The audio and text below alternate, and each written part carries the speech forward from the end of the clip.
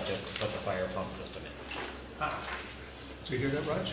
They're already down 150 grand from what you need. What's it beside you, Kathy? No, I just started listening in. I'm not a member of the committee. Well, either am I just told it. Oh, you, No, I Bob, multitask. get back. Yeah, I multitask because I'm running it into your department now. Let's leave that off just briefly here to talk about overall. So before Steph It's puts already on. on, it was already on, I was just checking it. Perfect, thank you. Now it looks like we're talking topsy. It's also on over here. Hey Raj, I had mentioned the reservoir with the cheaper foundation. Board members, and we're only one, and we're missing Nelson's not a voting member. Not a voting member. Do we have one? Sorry, you're on the committee? Oh, hold on. No. No. I am. Sorry. And Nick is, who else is? There's we have two. Ron, yeah, sorry, I just forgetting Ron hadn't arrived yet, because we Yeah. just talked about him being present today. I spoke to him at about 2:30 this morning, and he was coming, So so we have with him, we don't have a quorum. 4 public members and a council. Yeah, so you need Ron, So the terms of reference are 3 to 5. 3 to 5. I need one more. I would suggest maybe move ahead with it as an information meeting. I believe, yeah, I Okay. don't think we're in sort of in a decision mode at this point anyways. Okay, to move on, does anyone have any comments on the agenda, any late items that are not on there? And I think we'll run it flexibly anyways, if things come up during the meeting, we can add them at the end. This just 6.2B is an on-table item for, Yeah, actually, that's outdated, so Oh. I've got a PowerPoint to that, so. I've updated it. That's not Piece a of new white item. paper on table. Right.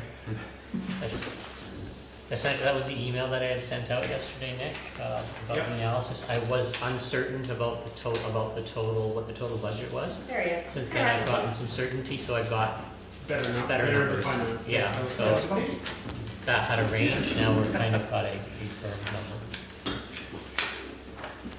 Okay, the agenda is approved. Any, moving on to adoption of minutes from September 5th. Does anyone have any comments or questions on the September 5th minutes, which was our last meeting last fall?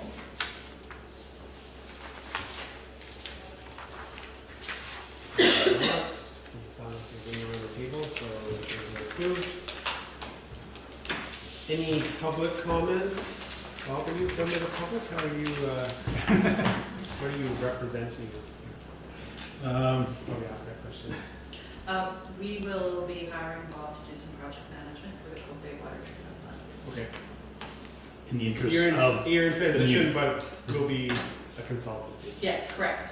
Okay. No problem. No public members here, so we'll move on from public comments. Moving on to election and schedule. So schedule is when we have next meetings, obviously, and election is chair and vice chair. How's the procedure for this? We haven't done it for a while. You put your name forward, or someone can nominate you. I nominate the guy. Thank you. yeah, I was gonna say. Nominate Maria as vice chair then? Is- That's a really good idea. As a bench? Yeah, Sure. there's lots of There are a few revenge people in a vice chairs. lifeboat, you see. Most of the vice chairs are revenge. Sure, Any, that's fine. any disputes? You will stand, I will stand. There's no further nominations, all that stuff. Okay, we have to, vote it. It's done if there's no, You can Run vote, it's these fun, fairly voting's formal. fun, you can vote. we don't need to vote. We'll move on from that. So, Steph, we do need a resolution. Oh, yeah. Yes. Okay. Go ahead, That's yep. all. Okay. What's the wording of this? That the Cove Bay Water System Local Advisory Committee Okay, election just Maria chair. Scales as vice chair. And what is the term? Is it specified? Is it It's 2 1 years? year. 1 year, so we elect every year. Okay. Mhm. Until, Can't make it 10. Okay. You can't make it longer? No? We just do. No. We No, just- I We think can renew. the bylaw indicates 1 year, so Okay. at some point we have to revise that bylaw anyways, and that'd be a good time to do it. That's right. And then moving on to 4.3, So we're gonna try to have more meetings, particularly when we're dealing with the treatment plant specifically. I can see in the future if there's less need for either project updates or financial review, that we could change that schedule, but we've been having, if you look at the history, I think going back more than 5 years, there was probably 2 or 3 meetings a year. That's kind of gone down to 1 a year in the last 3 years. So we're trying to, I think, again, ramp that up during the treatment plant planning phase and implementation phase, just because of the need for more public involvement in that. So the recommendation is to have a meeting in September, the following one is in December, so 2 more in 2019. And do we need to pick dates right now? Or Yeah, like just, so Ron, are you available during the day? I can be, yeah, Yeah, I'm so I enough think it notice. was Dr. Freed who was the evening person. Yeah. You're available during the day, you're Yeah. available during the day? Yeah, typically, Yeah, I think Russell has some. I mean, it dates. does tend to exclude the public a little bit, so it might be good to vary it slightly, like of those 2, we picked 1 in the evening, like we used to, 7 to 9, or 6:30, 8:30, whatever it was. Because otherwise, as we see today, there's not that ability to have Yeah. people. Right. So maybe the September one will be a evening one and then back to the. Okay. So maybe I think this is doodle poll unless someone's handy here. Well, I'm gonna be away mid-month, so Okay. I would suggest the last week, the week of the 23rd. That's for UBCM, sure. we don't forget. UBCM is the week of the 23rd? I think Mary's talking August, or are you talking? What's that? Are you talking August or September? September. When are you away, Marie? Around the 15th, several days before and after, so Oh, okay. maybe the 19th, the Thursday? That would That's work a for me. great day Hmm? for this room, it's You open. prefer that? Okay. Okay. I mean, there might be things that come up and I'll have to do the doodle poll again, but let's try that. Okay, so say And we will. pick- 5? Yeah, and we won't pick a December date until that next meeting. Okay.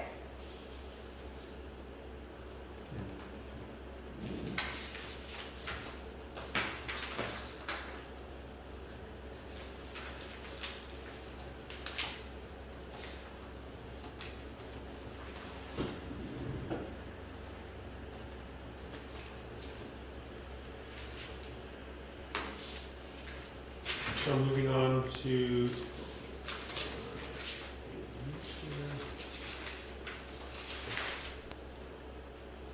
So at 5.1, action items from the September 5th meeting. So looking at those minutes, the first one was a financial item under 3 under operating capital plan. So we'll leave that for now because we're going to be talking about financial issues related to water treatment. So that's fine for now. Under the 3rd page, I guess, confirm that alternate companies from which obtain spare parts for the ceramic membrane. Bob, I think we did answer that partially, that there isn't, it's hard to get information, it's proprietary in terms of, but there may be European suppliers, for example. Well, the actual, so everything on the unit is pretty generic with the exception of the actual ceramic membranes themselves. We screw in or whatever. They actually just slide in, pop them in, and basically think of something as long as your arm Yeah. comes out. That, although it is a proprietary piece, they're cut to the exact dimensions as another Paul membrane, which is a major, one of the world top vendors. So in theory, you can pull out and swap in that particular alternate. Other than that, that's pretty much, everything else is, it's just a pump that's an instrument. Yeah, it's a pipe, it's a exactly. valve. And those units are, there's not a lot of opportunity for them to fail. They're not exposed to anything. They're They're meant to last basically, decades. yes, you either drive over them or you freeze them. So that's how you break them, which they're in a tank, so you're not gonna drive over them. Freezing them is why you have temperature alarms in the building. And this is Bowen Island, it never gets cold here. So that's, and then, so if the vendor that supplies that is in a position where they're no longer solvent or able to, whether that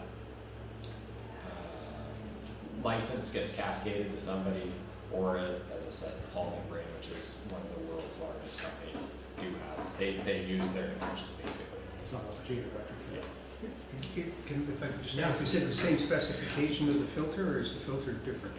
So the way the system works, can I pull a picture up? Well, no, I know how it works, and Okay. what I'm getting at is the other supplier.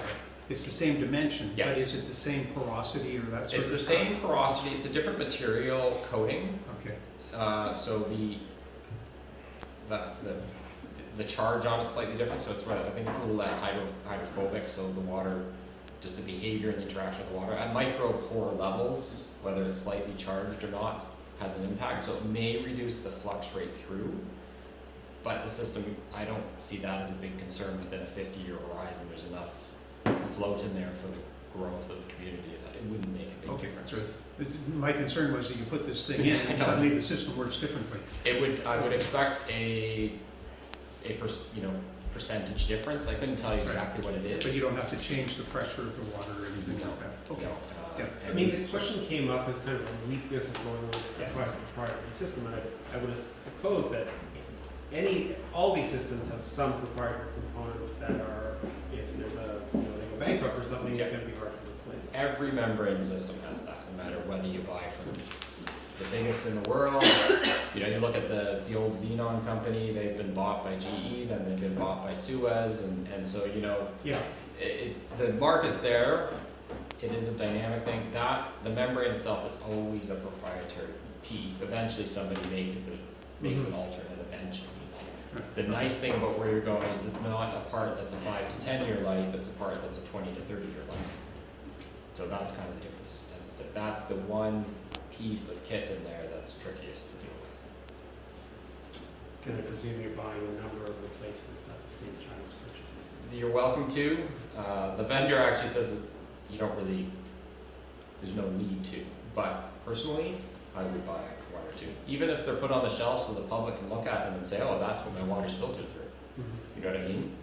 Just so that, because they can, it's hard for the public to understand Right. what's happening. How many will we have? How many pieces actually go into this whole system of I'd have to filters? double check. Like dozens, or? Yeah, it would be in I the, thought there was 24 in each reactor. I think we're talking a 36 unit, but I think that's the diameter of the body. I'd have to double check that. Okay. It's So- not hundreds. Okay, but It's it's not 6 of them either? No. No. So somewhere in between, okay. Okay, I think we'll move on from that. Let's kind of get into the minutiae of how this is going to operate anyways. Any other, we do have a list of action items, page 9 of 18 of the last page of our minutes. I don't think we're going to go through previous minutes. I think we have other things to spend time on. But there's potentially, given that, I think that's one of the challenges we found with having one meeting a year. This stuff tends to be like, I can't even remember half this stuff. I'm supposed to be chair, so I think we'll have to continue to track that and maybe have a slightly different format from just reporting it as action items. We might give a report it back or some kind of date. So Steph and I can talk about how we cover that, just to make sure that these things don't disappear too either.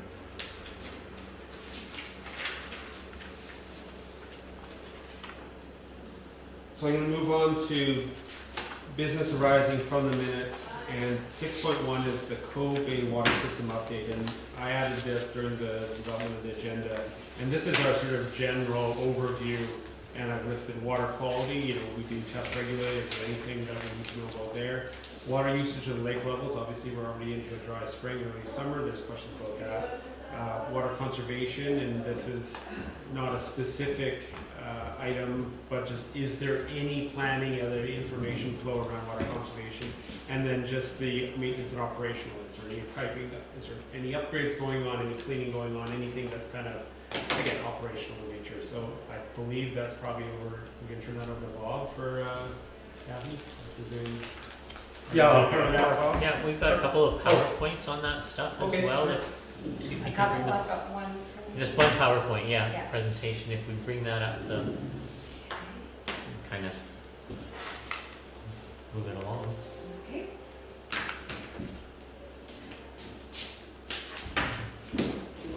Thanks. Okay. So actually, at the September meeting, we had reviewed the 2017 water quality report that's done annually. And so for 2018, the report is just in the works right now. It'll be released in July, so we can have it for the September meeting to go over with the committee.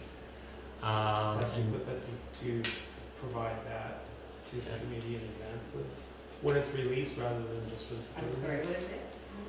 They're gonna release the 2018 report in July, just to get that flow of information when it's released rather than the September meeting. Sorry to interrupt. okay, no worries. So I'm gonna move on to item B here, which is water, essentially water usage. So this graph is basically, each line represents a household in Cove Bay. So you can see there's high users and low users in residential water. So in the last year, from I believe January 1st to December 31st, 2018, 124,238 cubic meters were consumed by residential households. The average consumption is just over 200 meters per household. If you average it out, you can see some are below, and it's just a few that are really above that drive it up. In comparison, 2017, the average was about 190 meters per household. So consumption's gone up slightly from the previous year. And then in terms of Can you go back to that? oh yeah, Do we know just from that those large users within the residential connections are those multi-family sites with single meters, or are they actual just large users with use or leaks? Is there any information? The second one is either high usage or leaks, those types. Yeah. So that's not the multiple families. It wouldn't make that So- much difference anyways to get to 2,000 rather than 200. yeah. And the year before, like I've got the consumption graph that we looked at for 2017. There were about the same number of users that were relatively high in comparison to the others. Yeah, it's small business. So my question is there's one connection for this building, along with the 4 buildings down in the sixplex, is that did you put that in That commercial or a that is house? that would be under commercial, I think. Okay. Those Yeah. ones, yeah. Multi-family and commercial. But there are some houses. There's a couple, but they're only like a duplex or Yeah. something, right? So it shouldn't. Yeah. And a kind of a sideline, do you work with these users at all specifically, particularly these few Yeah, I large do. users? Well, yeah, we've Yeah. got a slide to cover off Okay. the excessive use as well, just down the road. Okay. So, and then we had broken out single family residential from commercial and multifamily. So this is a graph of the multifamily and commercial users, and again, the average consumption is about 1,000 cubic meters a year, roughly. Just under, yeah. Yeah. Little. And in terms of your And that includes question, the school, any restaurants? marina, restaurants down there, exactly. Any questions on that, from Bob or Annette? Well, the school field is within the school meter, right? Yes, they have their own well, but they don't use it. They use Cove Bay water. Okay. And then to answer your question earlier, Nick, so the high users, anybody who basically consumes more than 136 cubic meters, which is what we charge the flat rate at, they receive an overconsumption letter with their bill, which basically states, that they're using higher water than most people in the area, and it provides them with information about how to conserve. And the top blurb there just went out with the spring water bills, and again, it accompanied all water bills in Cove Bay, and provided a reference to our website just in terms of conservation. And has there been any effect of the second bullet? Of the second bullet there. Yeah. I'm good. Annette, can That you is, answer this? so the people who are advised of high consumption, usually we know if it's a leak or if it's high usage. So the ones who have the leak obviously get back to us and Yeah. try to find out what's happening, and the ones who have high consumption, they don't get back. And Yeah, they got a maybe nice, they do they got a nice green something, garden or- going. Yeah, So this 136 is per billing period, so. for 2 months or 3 months. 3 months? Yes. Okay, It's 4 months. 4 months. 4 months. Yeah, 4 because we do months. three bills a year. Yeah, 3 bills. okay. So how many days, that's That's 20. 120 days roughly on average. So basically, if somebody uses more than a cubic meter per day on average, we send out the extra letter with the bill.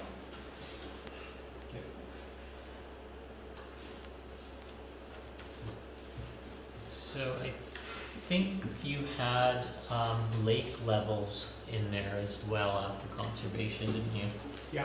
And I don't really have any information to report on lake levels. I mean, I'll let Bob talk to it, but my understanding, Annette talked to Dewey, and lake level seems to, they seems to be at normal levels, and they're It was held not higher at this risk spring. of, risk of, it doesn't seem to be low, it seems to be average. So since the dam has been put in the spring, they put their stop logs in, the 18 inches higher. Yeah. So that really helps out. So really, it's been 18 inches over the spillway technically, Yeah. up until, and then it's only down just a little bit, so it's likely still over a foot over the spillway. Then, the 5 years ago when we had the spillway at a certain level and that was it. So it's actually higher now than it was 5 years ago, by at least a foot, 18 inches. Can I just speak? Do you have a thing that tells you the actual height of the lake all the time? No, You never put that thing in? I put it in, but, so, there's a gauge at the dam. Right. Yeah, it does. So- count. Floating down. So that's sort of, when we have once it gets down past the spillway, Yeah, the guys record it, but the problem is once the lake drops and the water doesn't get Right. to the dam, then that doesn't mean anything. doesn't mean anything. Yeah, but out on the lake itself, I'll tell you where I'm going with this. Is I was thinking that from a billing perspective, from a water conservation perspective, and to make it so people understand. Public awareness perspective. Yeah, if we actually had a gauge on top of the lake, right, the real lake, and Yeah. it says 106 meters, it means this is our normal height, above sea level is where our lake should be, right? And you put that on our little page inside the undercurrent, there's a little tiny box down at the bottom that says Cove Bay water level, normal. 4.3 right? or whatever. Yeah, but if it comes down to 104 meters, or, what I mean, we're getting down to a point where suddenly we should actually be thinking about it. Then if you put in water restrictions, increased cost for cubic meter, it gives you billing options, conservation options, but it actually theoretically means something to people, that now the lake really is low, and it's not what it is at the dam, and you don't have a whole bunch of things on social media of people saying totally erroneous stuff that means absolutely nothing. You know what I mean? It would really serve us as a great education and an ability to get money. And people who use more water in the summer when it's an issue. Like, who cares how much water you use in December? We don't care, right? But we do care how much water people use in August. And August is the time where if you've got a big yard and you want to, have the kids running through the waterfall, it makes sense that you would pay more money for it than the guy who's not using any water. You know what I mean? So Now that you have it gives us better a- access to the lake, it's easier to do with the trail that The trail. you Yeah. put in and that. You could do that. You'd have to ask you'd have to, Talk to John, yeah. well, not John Reed, Oh, I guess the meeting, yeah, the Muni, with the lake lands, yeah. yeah. Yeah. You'd have to pound in a post and then put some marks on it. Why wouldn't, you could just put a pressure probe the same as at the bottom of the well, in a pipe going out to the lake. Because you're not actually even trying to measure the depth, as long as you know the height of that, it's all relative, right? Well, I think That's it's for two purposes though. One is data, and they just give you that, and the other is awareness. A visual. We kind of If mix- you want a visual, mix then and yeah, match you do those two. post. No, I don't think anyone has to look at it. No one's going to go out and look at it. As the public goes. right? If they see it in the newspaper, they see it on our website, whatever, that's where the communication piece is, I think. So no matter how you measure it, you Yeah. want. I thought it would have a physical presence. You probably put it on the Rocky Point, basically. Yeah, but then how many people are gonna walk to the Rocky Point? More and more. I know, you know what I mean, it becomes a different, Yeah. a different communications piece.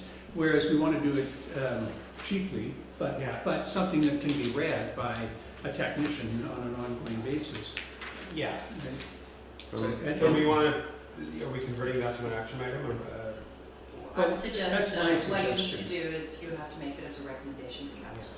Just from a public point of view, the Metro Vancouver, their well system, they track the annual, they put up this beautiful graph, shows from, usually from May to your point, May to September, May to October, where the range of normal is for water consumption. And of course, they've integrated all the heights, you know, this, but they show what normal is. Yeah. And then they have a red line in between, and a few, you know, I think it was a year or 2 years ago, the line went below the low end of the range. You know, wake up everybody, and this is, you know, for the 2 million people. But it was a great visual. I think lake height, maybe that's simply all we need, but I mean, there's also a consumption Yeah. and a point in time graph. And the decline, if it's a steep decline versus a. If the lake is high in June, that's great, but is it high enough in June? Is it, you know, I that's. can't tell because of my rain. Well, I think the You key is, familiar with one? yeah, I was gonna see if I can pull it up here. Yeah. The value of the lake level itself won't mean anything to a lot of people. The lake's 105. Right. What does that mean to Oh, somebody? right, no, you're right. And so if you really, and that's why you could, it's a simple probe, every well has one that's in the lake. Now you gotta get the data into your system, that's the trickier part, but then it's just low, high, where are we in between, where we'd expect to be, and that provides the public a very nice relative measure. It has to be relative to a date on the calendar. Mhm. Yes. Yes, Yeah. and I'll see if I can find that graph here and I'll throw it up. So we're recommending that the municipality record and publish lake levels on a weekly basis between May 1st and September 30th, or? Well, we work towards a system whereby we can communicate the lake level against consumption in the summer. You know, like exactly how we do that. Yeah, I mean, Look at best practices in other locations and so on, rather than us, you know what I mean? Yeah, I like don't some wanna make a flexibility. really, You don't want to be too prescriptive, basically. yeah, Well, like the fire gauge, you know, normal, yeah, that's the one. exactly. Yeah, That's- normal, yeah. very low, really bad, extremely bad. Yeah, no, that's, You see, that's the line I was referring to, when Yeah, it dipped below exactly. the low end of the range. Yeah, yeah. and in their case, it reflects snowpack more than stored water. Sure, But ours is sure, it's a different dynamic, but Yeah, but same conclusion. purpose, yeah. Yeah, where's the lake at now, type of idea. We can put it on our alerts page as well.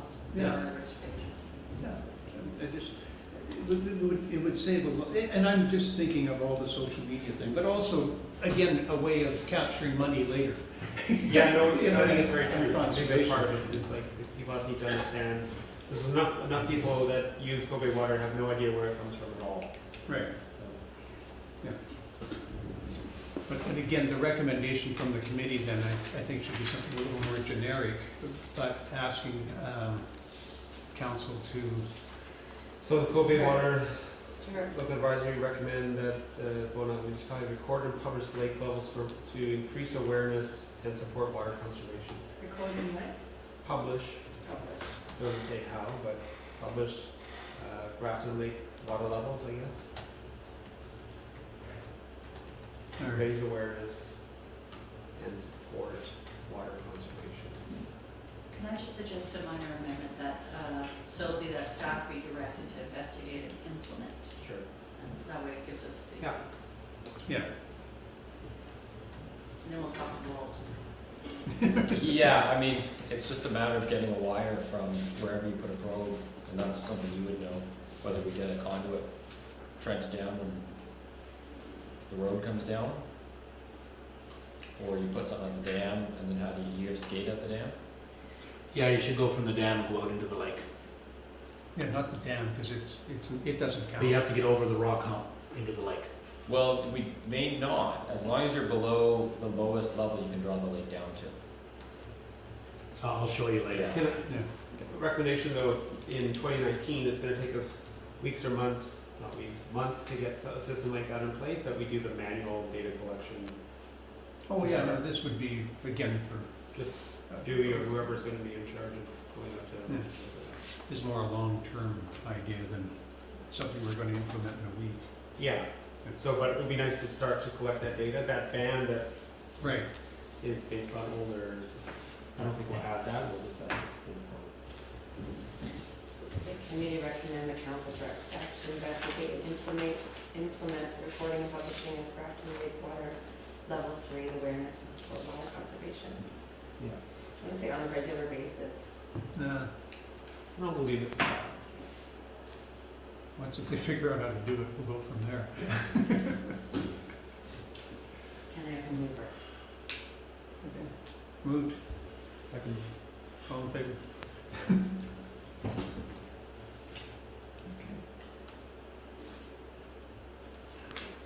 Any maintenance or operational activities that committee needs to be aware of? There'll be Leaks, one, failures, cleaning, well, upgrades? cleaning's good, your hydrants are gonna be serviced likely in September. You know how you do it every 2 years? Yeah. So the tender's already been out, issued, and it's the same company again. When the culverts get replaced on Miller's Road, can you see that big pile of rock there? Those have to be replaced this year? Hmm, Yes. I didn't know. Last year, we were gonna just put a sleeve through so we didn't have to dig up the road. After the big rains and everything, we realized that we can't make the pipe smaller. It has to be the same size, if not bigger, just because it will actually Was concerned. overtop the road. So they're gonna have to dig that out, so they're gonna have to do a bypass there, because that's the old asbestos pipe. So that in the tender, with the culvert replacement, they will have to bypass the water line for a week or two to actually put the culverts in. Not an easy job, but it has to be done. Have there been any applications for expansion or new connections to the system? Anyone? For water connections? Just on that Abbey Field, you know, there's 3 new lots there that were put in. That's within the, Cove, yeah. that's within Cove, so no, I'm not aware of any from outside. We do have You know, there's the always these kind of upcoming applications. subdivision at Grafton Lake, which will have about 13 lots. but again, that's within, I presume that's within. That's, I believe that's Within our. going It's to either, attract a $10,000 yeah, per lot fee, I which don't will know go if to it the was ever reserve. actually put in. Pardon? I don't know. I don't think that policy. is in Well, you the, just do it, right? I mean, it's a staff function, right, at the what is, subdivision level, adding lots to Cove Bay water. I mean, No, it's so there- it there's a- requires council approval. council approved. Yeah, Yeah. through the bylaw itself has to be amended. And Ocean View, there's a few people on top of Ocean View that want to extend the water line. So Annette's been dealing with that, so there's, It's about 14 lots that could potentially join an extended water line from Jason Road on Upper Ocean View. That the water line needs to be extended first. So they're just trying to figure out how they can get enough people together to petition council to do a local service area. And that's underway. Okay. so that's in an the ACC. process, so they just contacted me with, they've been given a rough estimate of what it would cost to extend the water line out that way. And so they need to contact residents and get an interest, and if they have an interest by 50% of the residents to do that, then they can come forward with a petition Right. for local area. You happy, Murray? service. How many years ago, right? That was 2004. And each of them will then pay for We went the, through this. they'll pay for the line as well as 10,000 per lot, so it's not. Yes. a road. Yes. Okay. Yeah. That's good. We also have a rezoning application likely coming forward within the next couple of months for Parkview Slopes, which is up Mhm. behind Chris Lee's place. Not sure where that's gonna land. Okay. On the cleaning, they'll also, before the plant is up and really running, there'll need to be some, I don't know how clean the pipes are, but one of the concerns that we've raised is you bring on a water treatment plant with nice clean water, put your pipes dirty. Yeah. So whether they come clean enough through your regular flushing program, or you wanna actually do the trunk mains with a bit of, what's called a pig exercise, it's a foam plug that's sent down the pipe to really clean it out. That's a decision that's. It's like you air fight or whatever. Yeah, so if, and it's a bigger issue because you've got manganese in your water, and manganese will stay as a solid in the pipes, and then as you put water that's nice and clean, the manganese goes back into the water, and then it shows up in the taps. So you end up undermining yourself. So that's just another one of these Yeah. long-term, 12-month kind of things. Don't do it now, but in 12 months, you want to be reusing that. To, technical term, but we put a pig sled in with this water system, in with the treatment plant, do you know what I mean? It's not something we would put in at the water plant. Right, where do you put it in? You can put it in at a hydrant. You mash it up, you put it into the hydrant, you put water pressure behind it, and pushes it down into the pipe. Oh, I see. And then you blow it out at another hydrant. There's always the risk, and he knows all too well that sometimes they don't come out at the hydrant. There is a much nicer technology which is called an ice pig. So they take crushed ice and they push it into the pipe, and of course if anything goes wrong, it melts and goes away. If that's not well supported in Canada at the moment, so the vendor, there's not a lot of people that do that. So anyway, that's something that at the moment the standard practice is you push a foam plug into it. You do not have any launching spots that are designed to launch and receive a pig. Is it something we should consider when we're cutting into the pipe for the water treatment plant? A valve access or something? Well, it's so that you can actually push Yeah. this in instead of trying to shove it down a fire hydrant somewhere. You can. District of North Vancouver has a standard detail that you could just apply, and it's a wide range. The pipe comes up to a blind flange, and that's that. So it's doable. It's not hard. Right. You probably use it once in 20 years. Well, I'm just thinking if you used an ice system though. The ice system, the biggest issue is you'd have to pay. It's close to $50,000 just to get them to mobilize up to you. That's crazy. I don't know why, but we did get some preliminary quotes, and they basically said the cost of mobilizing they can't compete. Now, if enough then municipalities finally buy into it, then that becomes negated. So it's just a weakness on your side relative to the classic foam style. It wasn't so much the cost of doing the work, it was the cost of them bringing their equipment, which still bewildered why it costs so much to bring an ice machine up here, but anyway. Is there any indication that Bowen Island is worse off in terms of material buildup in pipes and particularly the manganese issue than elsewhere? I couldn't comment on that. I don't know what your flushing activity generates, but We flush biannually, we flush twice a year. We get a flow rate of 1,000 gallons a minute coming through the mains. It scours it pretty good, Yeah. but a pig will always be better than just straight flushing.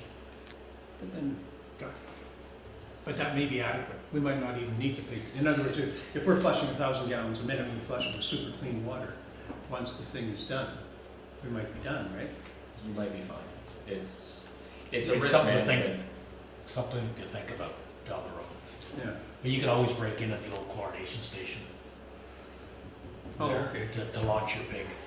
Okay, I think we'll leave that issue for Yeah. now. Obviously, it's a longer term discussion, more technical than advisory committee related, so we can, we'll get updates.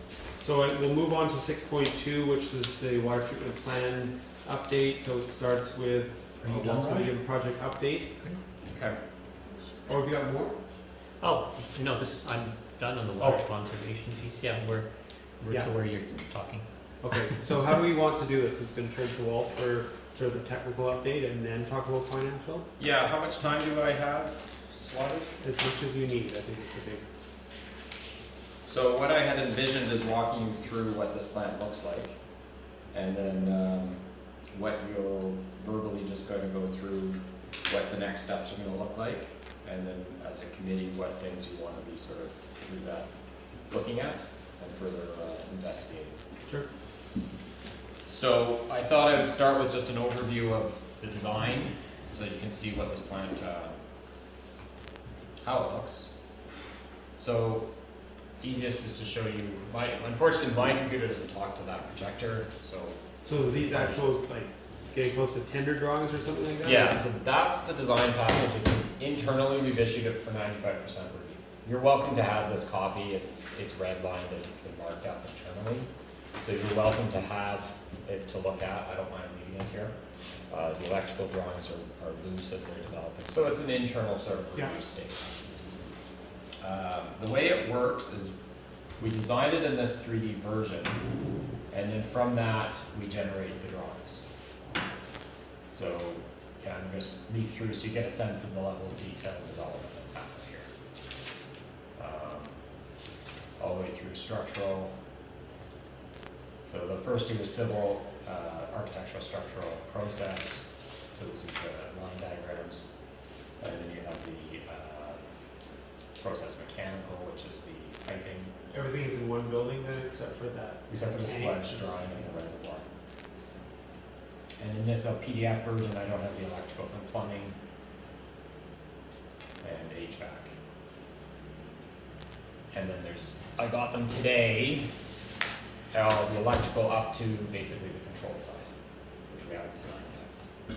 So that's the stage of advancement we would classify as sort of at our level, we're getting ready to issue to you guys a near 95% design package, which essentially, honestly, you reach a point where the idea of 100% design is always a bit of a personal. It's going to evolve. Well, and the incremental gains, there's a point honestly where trying to design everything out to the exact nth degree, you're going to pay more on engineering than to ask a contractor, let's negotiate it, right? So there, does come a point where I hesitate to use the word that something's 100% design, because there's always okay, we'll add this or we'll change that, and negotiate that with the contractor. So what does it look like? I'll start with the site, and I'll just look at this site drawing.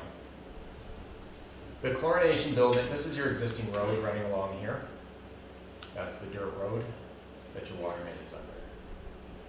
Lake is over here. Yeah, the lake is up here, so.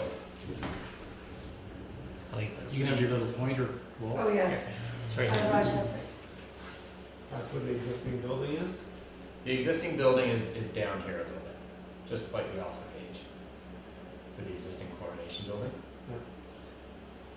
This is, the cliff face runs along here, that's where the hill goes up quite steep, and then tilts out, and then you have the Creek Connolly Brook running just off right here. That's Connolly, the feed to Connolly Brook from the site. There's two little ponds, you got a pond here and a pond here. So those are the two ponds that you've probably seen if you've been up to site. Where there's that trail that comes through? Yeah, and the trail goes up here, up the ridge line, and carries off. So that's the general lay of the land. If you look at it in a 3D view, you've got, that's the reservoir pad, and the treatment plant is sitting just down below. We've shaped the ground. It's hard to tell in this, but you can see we've kind of benched the ground to come down. This is a little wider than it shows there to get to the building. So the site has approximately a 5-meter crossfall across it. It's 5 meters drop in elevation across the site. Much more than you visually can tell. Bob and I went out there with the surveyors, and there's no way there's 5 meters, and they reshot it, and there was 5 meters. We couldn't believe it. So you do have, and what that's resulted in is we've had to create a bit of a couple of benches. So this area up here is, if we zoom in there, you'll see this is 103-meter ground elevation. We're looking for it. The tank is sitting at 100 meters, so there's 3 meters loss of ground there. Our building, we're going to 97 meters for the building elevation, so it's stepped down again, and then the ground itself carries on to towards the bottom end, 95-ish meters. One of the things on the site, it's a good site, the soil's good, but there's a lot of overburden, organic material that we can't use. We have to pull off the site, and it's actually 1 meter to 2 meters thick in areas. So essentially 4 to 6 feet has to be pulled off the site to get to the competent material, stockpiled, and then we'll redistribute it around the site afterwards. So that's actually part of why we ended up, this originally we designed it at 99 meters, which worked nicely for the site, but by the time we cut all this overburden, we actually were bringing in fill to bring the site up, so this is ridiculous. So we dropped the entire, everything 2 meters, dropped it down to work on. We have excess fill, because I can't use that overburden. I mean, I'll use it because I have to, but we're trying to get the, quote, good materials balanced out. Sorry, I have to ask. Why is the storage tank above rather than below? I need the storage tank to be as high as possible because I want it to actually be as close to the existing pressures that we currently run at the Cove. So at worst case, you could actually draw this down to a base level of 100 meters. Your lake, low on your lake, right now today is 103. Now that reservoir is 10 meters high, so during normal operating it's at 110, which is actually more pressure than we have today.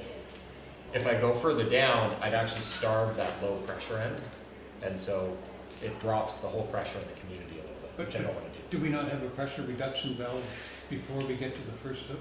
No, it's down on, there isn't one until the ferry terminal. There's no pressure reduction So before there's the a first pressure connection? reducing valve at Miller's Landing, or Miller's Road, right? Well, there's none before that, none above No. that.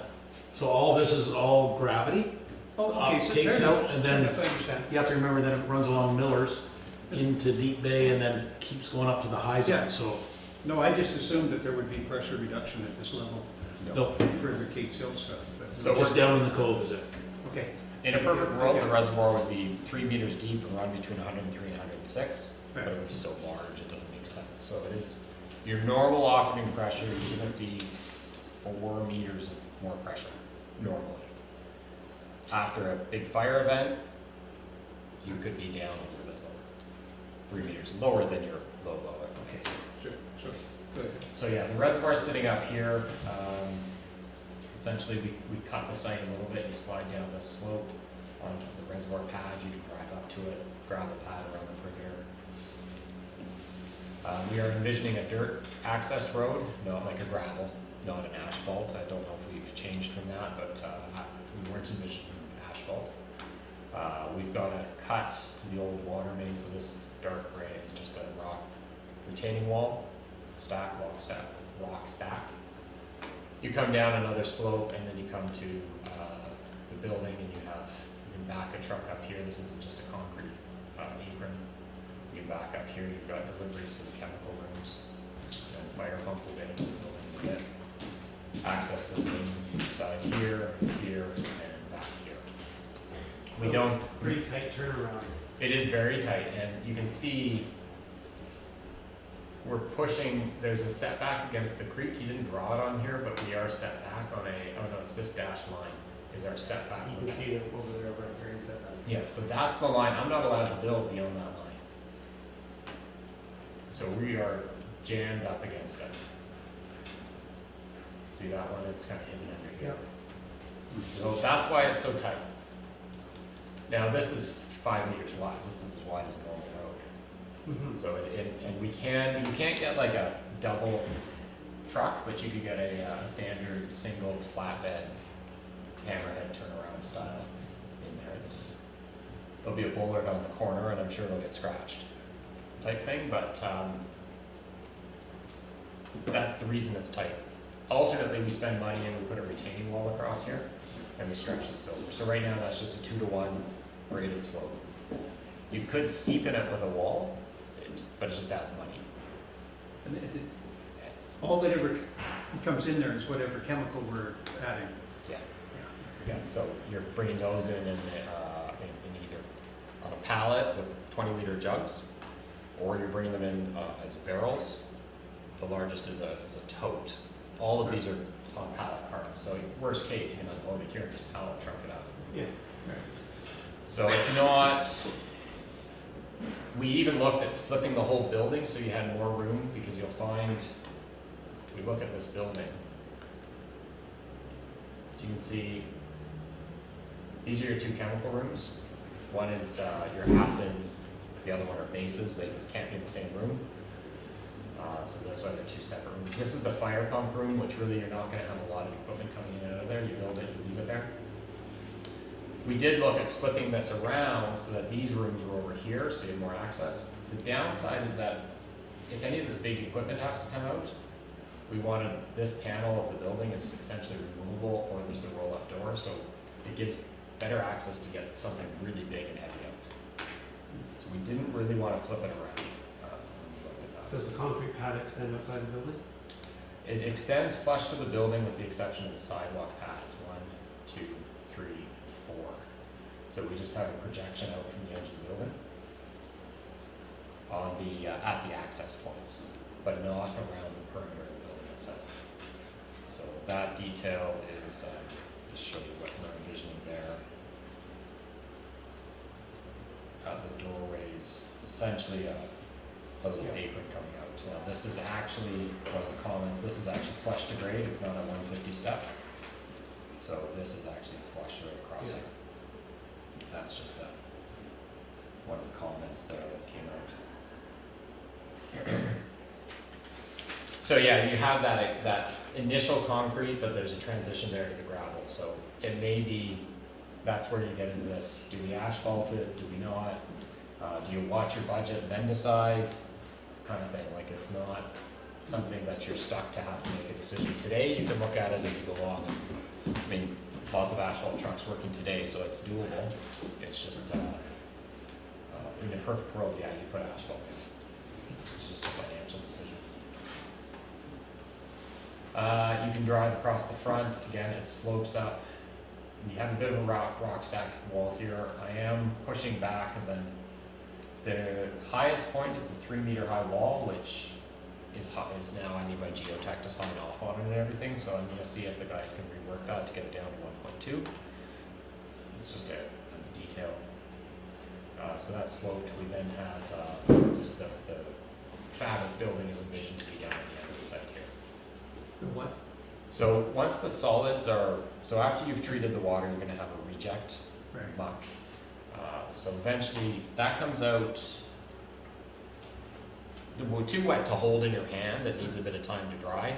So to keep it out of the weather, we are envisioning a fabric tent there, fabric building, same as at the operations yard. You know those cloth Right. domes. Oh, okay. 2 sea cans on either side for all the for any spare parts or equipment and things like that. So and they provide the weight to hold the tent. So 2 sea cans and a dome. We aren't decided on what's going to be in the back, whether we just leave it as a fabric wall down in the back is most likely. Yeah, yeah. So they would take the solids, come out of this door in a bin, essentially a glorified dumpster, and they just get wheeled. I think you have a fork truck. The Public Works has a fork attachment. They'll just bring it and dump it down in here. And every And it just summer. lies loose on the concrete pad, and then it. We're envisioning a gravel pad right now. Yeah, and so just the water let it go, let it essentially evaporated. We figure there'll be 2 bays, 6 months per bay. They just leave it there. Summertime comes in, you dig it out. It has, the agrologist did look at it, so farming people. It has 0 nutritional value. It's neither good nor bad, it's very neutral. Its best use is bulking up compost. So if you had a compost supply, or if you had biosolids to use in your, as a nutrient source for topsoil, it would blend in nicely to that. But effectively envision it as a soil bulking agent. Now, the aluminum whatever that we use to coagulate, or whatever it's called, does that not add a bad thing to it? It doesn't in any context. In fact, actually, the reason that's nice for biosolids is actually the aluminum prevents the phosphorus from running. So the biosolids have a lot of phosphorus in it, and the aluminum actually binds it up nicely. So Okay. strangely enough, that's why it's actually good to put to biosolids, because it counteracts the negative of biosolids, which is nutrient overload. So, and there's some science that suggests tomatoes like the aluminum, strangely enough. Suggest what? Tomatoes like growing in that. Oh, People do, you know, the old issue is that the aluminum question is definitely always there. And so you're always sort of you'd be wise to take sort of precautionary, use it in non-growing applications, roadside cover things, selling it for people, make sure they're aware, they know where it came from. But it does have, we have that data, I can pull it out if anyone wants to see what's in it. What else do we have? Generator pad, so it'll be backup power at the building. To jump ahead a little bit though, so maybe rather, I mean, I think we'll have an opportunity, maybe good to get that by PDF, Mhm. not necessarily 95%, but soon enough. I think that there's enough people around the table that will be just interested in being in the loop of what's in the plans. But I'm more interested in the kind of schedule and where we are and the kind of Yep. key steps. Yeah, and I'm fine, I wanted to make sure, get enough of a quick overview so that you can visualize what's happening. Okay. So, that's why I'm just gonna go through this one, I'll go through what's happening in the building, Okay. and then helps you interpret what all these drawings mean. So, another important thing is the sanitary, there is a washroom in this building, that, we don't have a sanitary connection. We're constrained, so putting a sanitary septic field is a concern, so right now we're envisioning a holding tank, and every few months, you hire the sucker truck and he comes, pumps it out and takes it down to either Annacis Island on the mainland, or I don't know if he's allowed to put it in your plant. That's a municipal decision. So yeah, that's the site. And then I'll show you what's happening in the building. You've got, get my orientation here. Essentially the water comes in on the building. You have two parallel treatment units, 1, 2, where the water flows into. They are each 1,200 cubic meters per day. Now, that number we talked about that Raj put up, your equivalent per day is just shy of 500 cubic meters per day right now. So there's room to expand into that. That's on average, 500 average. One train will do 1,200. I don't know what your peaking factor is, that's a number we talked about getting updated. Rule of thumb is between 2 and 3. So it's around probably 1,000 to 1,200 maximum day. I don't think you hit that, I think you were saying about 800, 900. So far this year, we're 880 or something like that. Okay. Just the last couple of days, we're over 800. So one of these trains, more or less, will give you the worst day right now. A little more water than your worst day right now, with the second one completely turned off. The reason that's done is that if, for whatever reason, there happens to be a maintenance issue on the maximum day in August, the August long weekend, the second train can run. In reality, if you had 1,300 cubic meters per day, you'd run the second train. I mean, the way you run these is you don't just leave one turned on, you bring them both on at half speed. So that's your redundancy. You wouldn't run, usually don't leave one idle. Or you run one and then the next time you need water, the second one starts, like they flip-flop. So that one doesn't sit idle.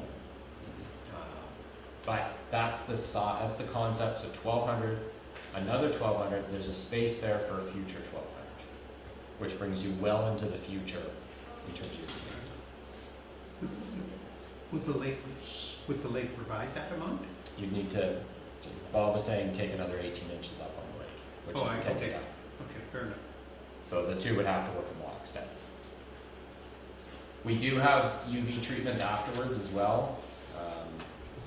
There's a couple of reasons for that. One of them that we have kept it there with the membrane. It can be done that you can get one of the things we have to treat for is giardia, protozoa, which is essentially diarrhea illness. So we're removing the organisms for that. Now, the filters and the membranes will take them out. Because we can't, you have to claim that treatment, you have to do a test every day to prove your membranes are still tight. It's called an integrity test. With the plastic membranes that you have all around, they use an air test. They basically blow it up like a balloon and then watch how fast the air seeps through the membrane, and they correlate that to the porosity. These are not able to do that particular test. Basically, they're a slightly looser pore size. They do what's called a direct integrity test, where they spike a very uniform particle size into the water. You take the unit offline, you spike it, and it's titanium dioxide they would use.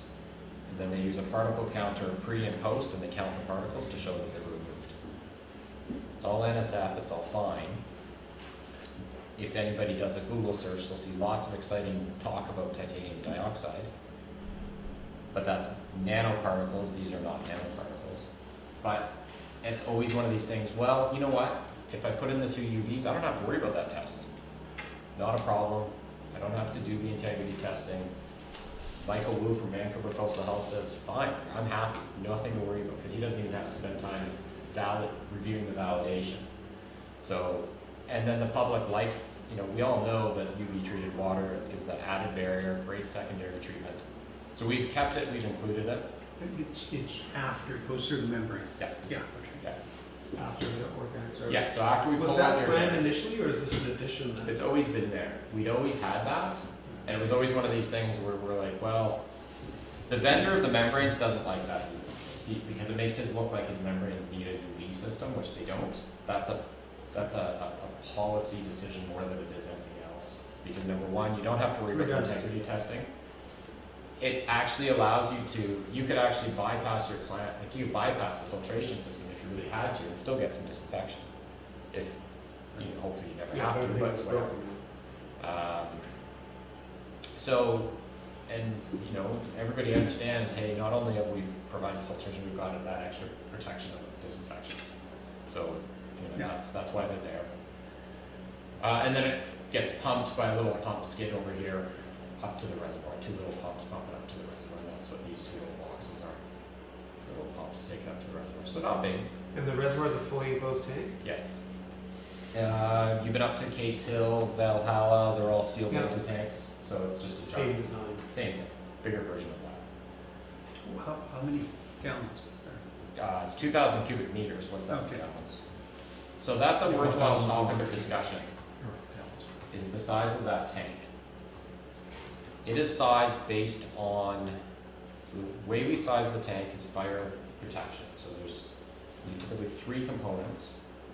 There's your required fire protection, balancing that peak hour during the day, so that's, you know, 7 a.m. everybody gets there, 6 a.m. everybody's out showering, then they come home at the end of the day. So we balance that out, and then there's an emergency component that can be added. The Cove Fire Underwriter Survey study had identified one particular complex that has a very, very high fire protection requirement, and that's the general store with the apartments. That one pretty much would double the required fire storage in the Cove. Now, every other building, so it's 300 liters a second of fire flow. It's quite high. 283, I think is the number. To be frankly honest, putting in that much storage for one building, I think it'd be worth looking at more of a localized type approach, or like having them retrofit a sprinkler into that building or some other provision, rather than building a very large steel bolted tank to cover that one building. So the building is there today, and now this is 528,000 US gallons. So if you figure we've got a system that handles 1,500 gallons a minute is the most that we can pump through the line, right? That's the most, I mean, that's a hell of a lot It's a of lot minutes of to, How big is the one at Valhalla, do you know offhand? Meters? Valhalla is 467, and we're talking 2,000. So That's a pretty big tank. it's not, yeah, I mean, it's a big tank, but I mean, this is an incredible sized tank. How Much many, bigger. how many minutes do you have it for? it has to, so what we have sized is 200 liters a second, which covers about 3 or 4 buildings in the Cove which hit that number. 200 liters a second. And the fire underwriter says I have to be able to run that for 2 hours. And that, so that's 500, It's 200 liters a second for 2 hours. 500,000 US gallons? So 200 times, well, 200 liters a second times 2 hours worth. And so that equates to, Second. Well, our system, do we have anything that could push that much water out? well, keep in mind that your pipes from the lake are actually quite substantial. They're 12, 14, you have 14-inch pipe coming down from the lake. So they To will Carter pass it. Road, then it gets pinched down to 8-inch. Yeah, Yeah. so by, which is way ahead of where, right? Yeah. So, but I know, I just happen to know that the system is rated at 1,500 gallons, or the capacity of the system is deemed to be 1,500 gallons 1,500 gallons per minute. per minute, yeah. Yeah. So if you're doing 200 liters per second, we don't have enough pipe for it to get through. 300. The reason I'm querying this is an incredibly big reservoir for this island. I mean, it's just an insanely large. Yeah, so 1,500 gallons a minute, that's 100 liters a second. So we're twice Yeah. that. So, Yeah. And that's what the number, and that's not even, as I said, the general store is supposed to be 300 liters a second at 3.5 hours. So Yeah. Like keeps bigger. So So what's we're- the regulatory side of this? Like, who specifies if it's fire code or fire rate? you guys do. Yeah. They're The just municipality. the FUS is just recommendations that Yeah. could ultimately affect insurance rates, but there's no regulatory pressure there to follow those So we need regulations. someone to, okay. So that's why it's a discussion that, to go through, because we don't want to build necessarily something that doesn't meet. So you have a report on file that says, these buildings in the Cove, one building needs 283, and a Yeah, bunch of right. others need 200 liters a second. Now, do we go forward and size this reservoir not to comply with the report that you have on file? Now, I, as a designer, say, I have a very hard time recommending the 283 for the general store. I think there's gotta be a discussion to look at how to mitigate that particular property. But when there's the next step down is 200 liters a second, to go below that, you're now dropping a few more stores, so.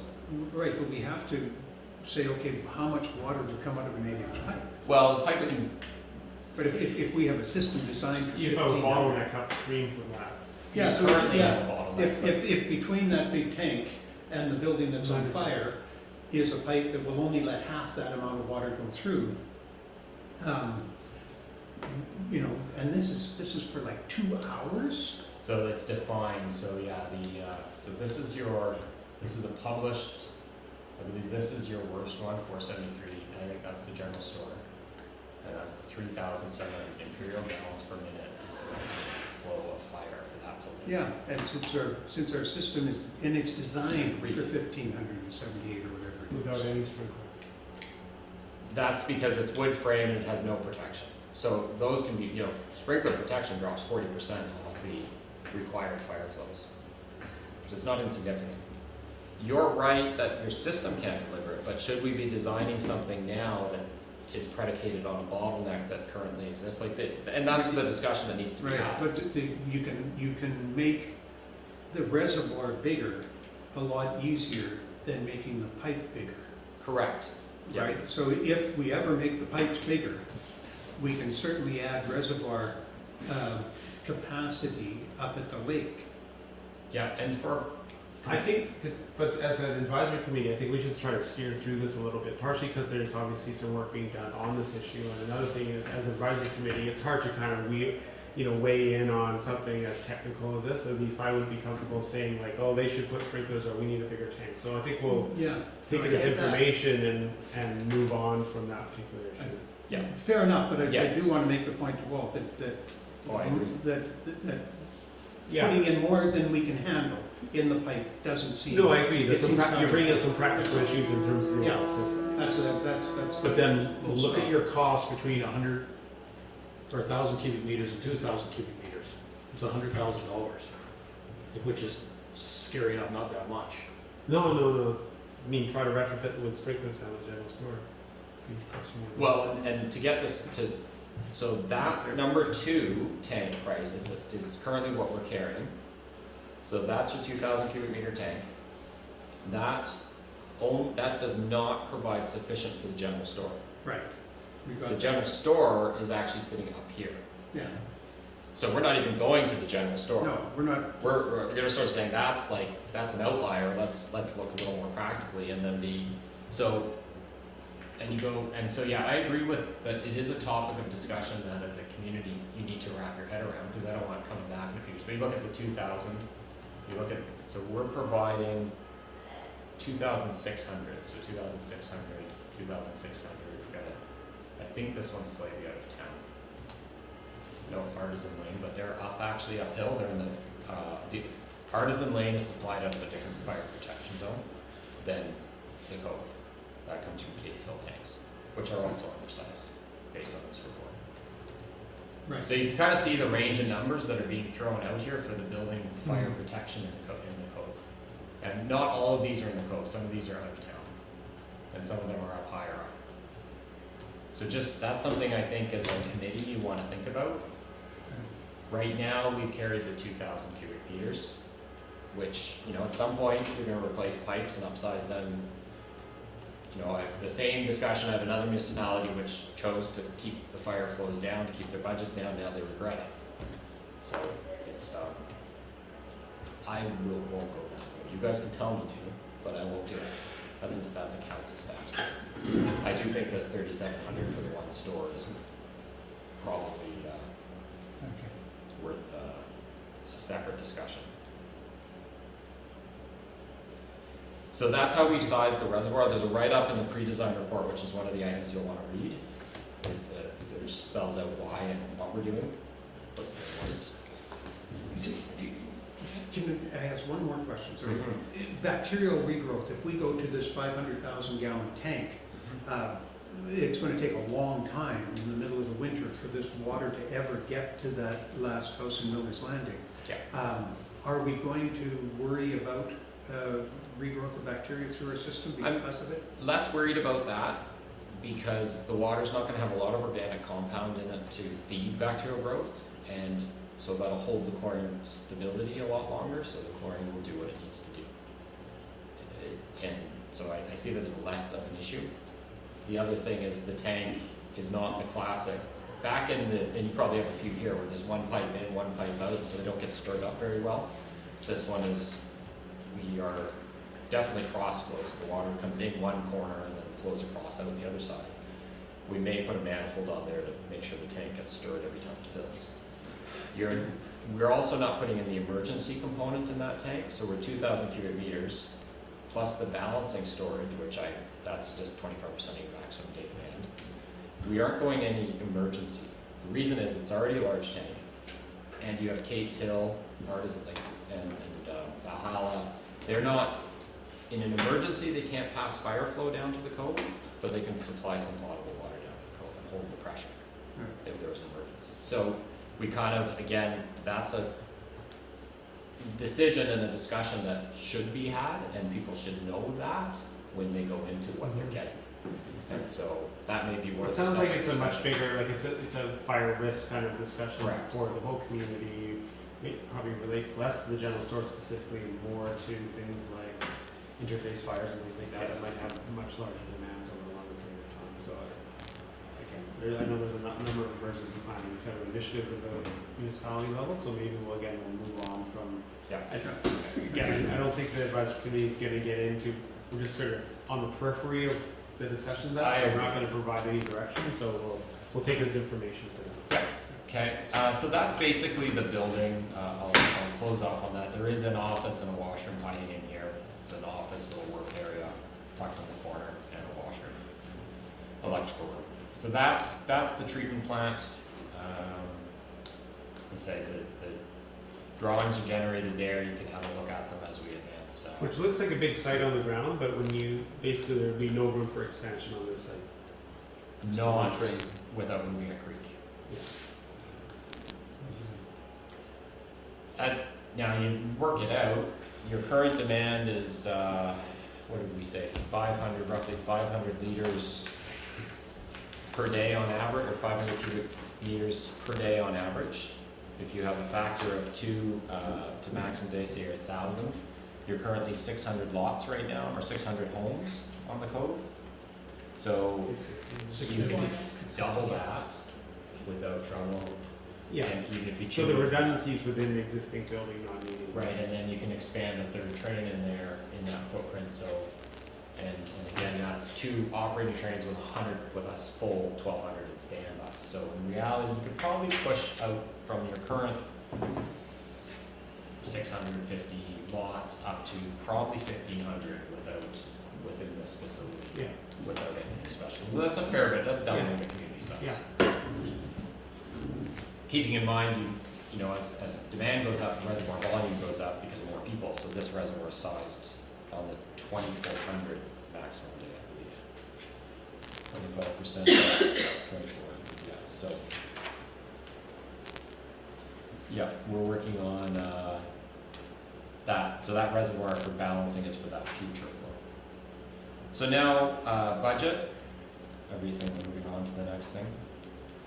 Before So, we go to budget, though, can yeah. we talk about schedule? So where are Sure. we, so you've issued these as 95% drawings, they're under review now, internal review. right internal now. review now. So what is the, and this is a question not just for you, Yeah. but for Raj as well.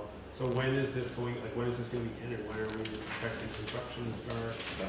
power on site? Okay, so we would, the objective we'd like to see is that by the winter rains, you've got a concrete down, at least the concrete down, and potentially even a building shell.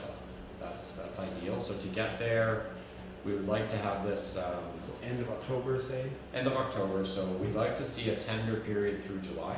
So that's when it's out on the street, out for tender, sometime in July. You don't need financial commitment by then, but Tendering. you would hope to have that more or less. And that does not include the treatment plant, the treatment facility, other than, it's just the building and. No, that would be all. support. You would It's all of tender, it. yeah, So- so So it's a package, it's Yeah. not like site works and building and then the No. other pieces. we've, it would be a single tender. You'd get a general contractor that would bid the job.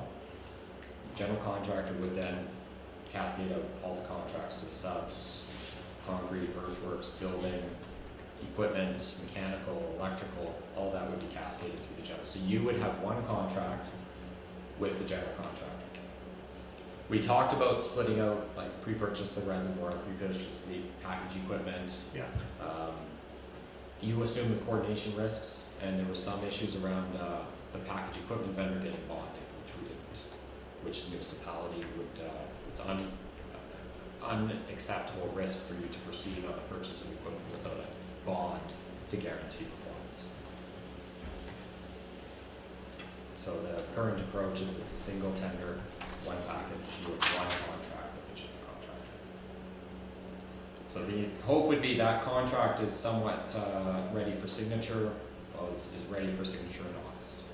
And then September and October, they're getting the concrete and earthworks ready. The building, I'm less worried if the rains, the concrete would be nice to get down before the rain hits.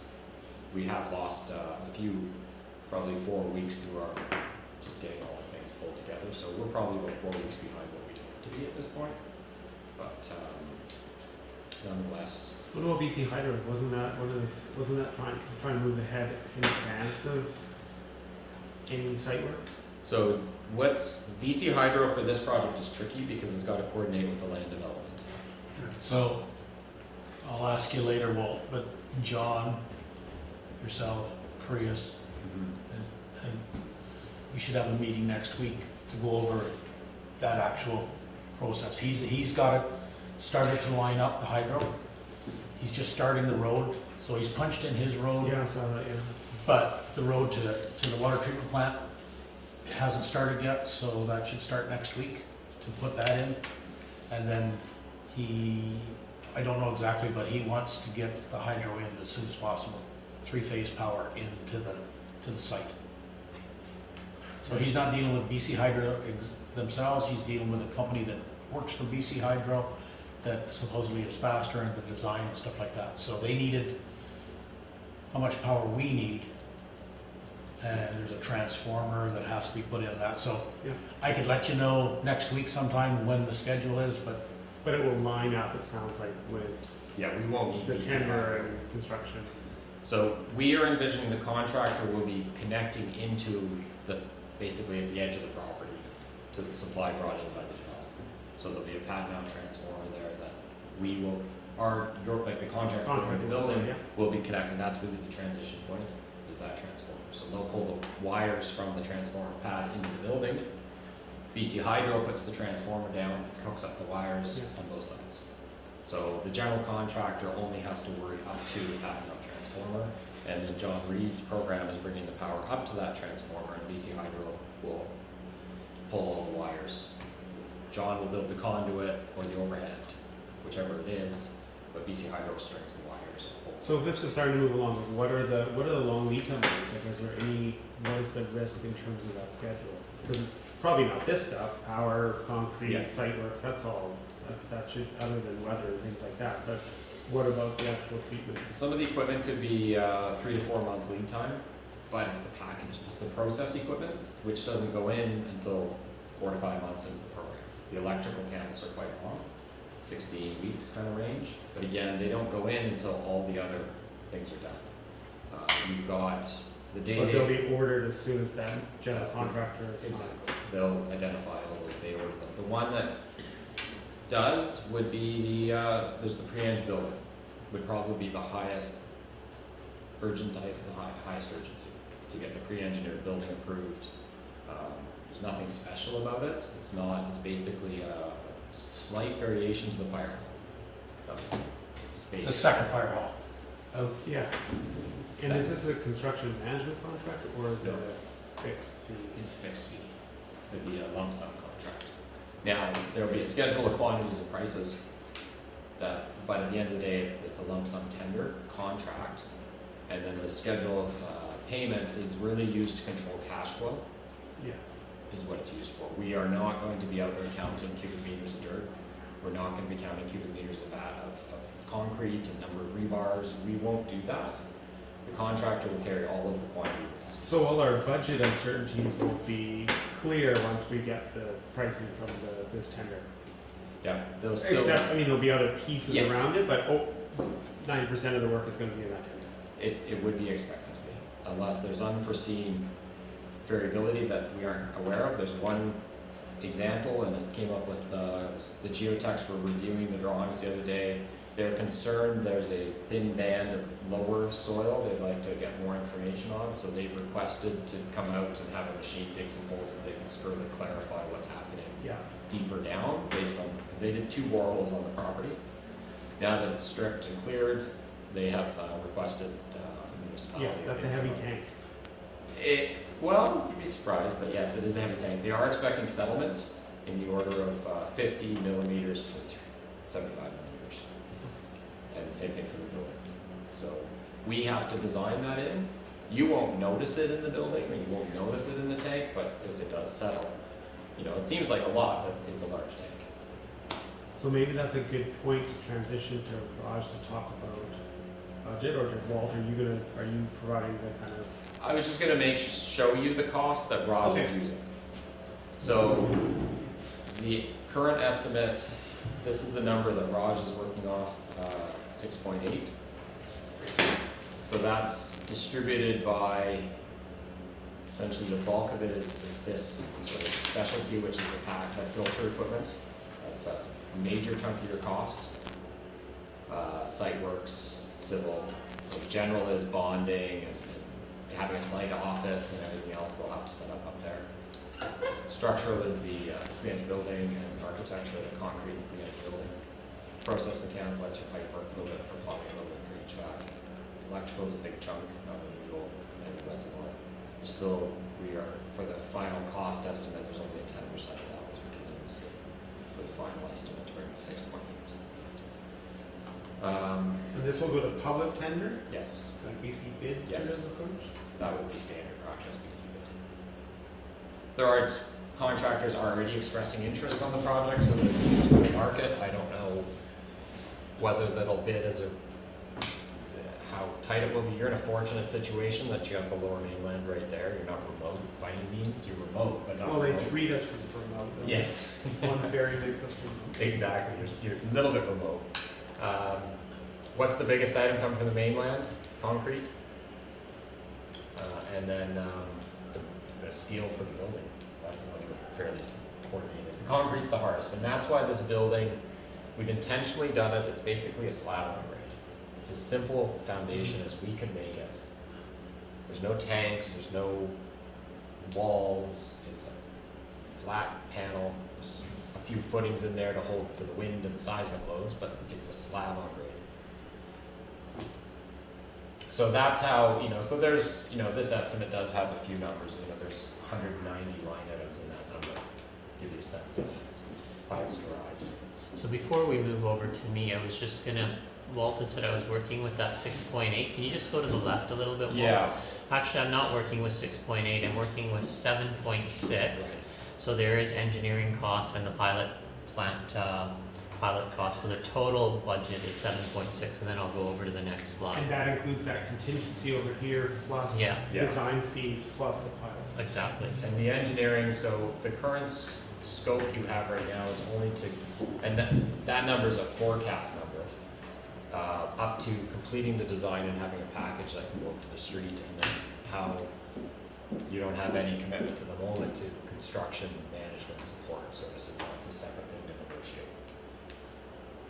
So that's, yeah, so Raj, your turn. Steph, could you switch over to the PowerPoint? Thank you. And can I borrow the little clicker too? Yes, you can have that back. So this slide right here actually shows us our updated estimate. So our total project cost is now 7.6 million, which is in the first column here is the numbers we were working with before we got the updated estimate. So I'll just focus on the updated estimate here. So our total project is anticipated to be $7.6 million. We've spent $315,000 to date. About 180 of that was on the pilot treatment plant. We've spent $315 to the end of December 2018. So, which left us with remaining project funding required of $7,288,000. We received a total grant funding from the federal and provincial government of $3,890,000.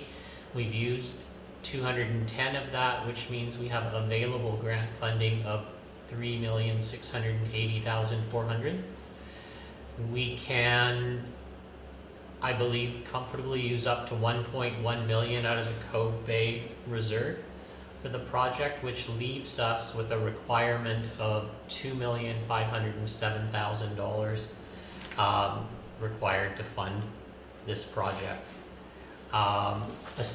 Initially it was thought, when I first started here, that Grafton, we would be able to collect 1.1 million of that from Grafton as it came on board, but that will come on board over come in increments, so it can be used to pay down debt in the future. Yeah. So, and as It's future income, but you can't use it for capital. sorry, You can't use it for a capital cost now. you can't use it now, exactly. So it could be used to, well, we don't have it, so. As Pay it down comes debt. in, we could use it to pay down debt. Yeah. So what does that mean in terms of, so if we're gonna borrow we need $2,507,000.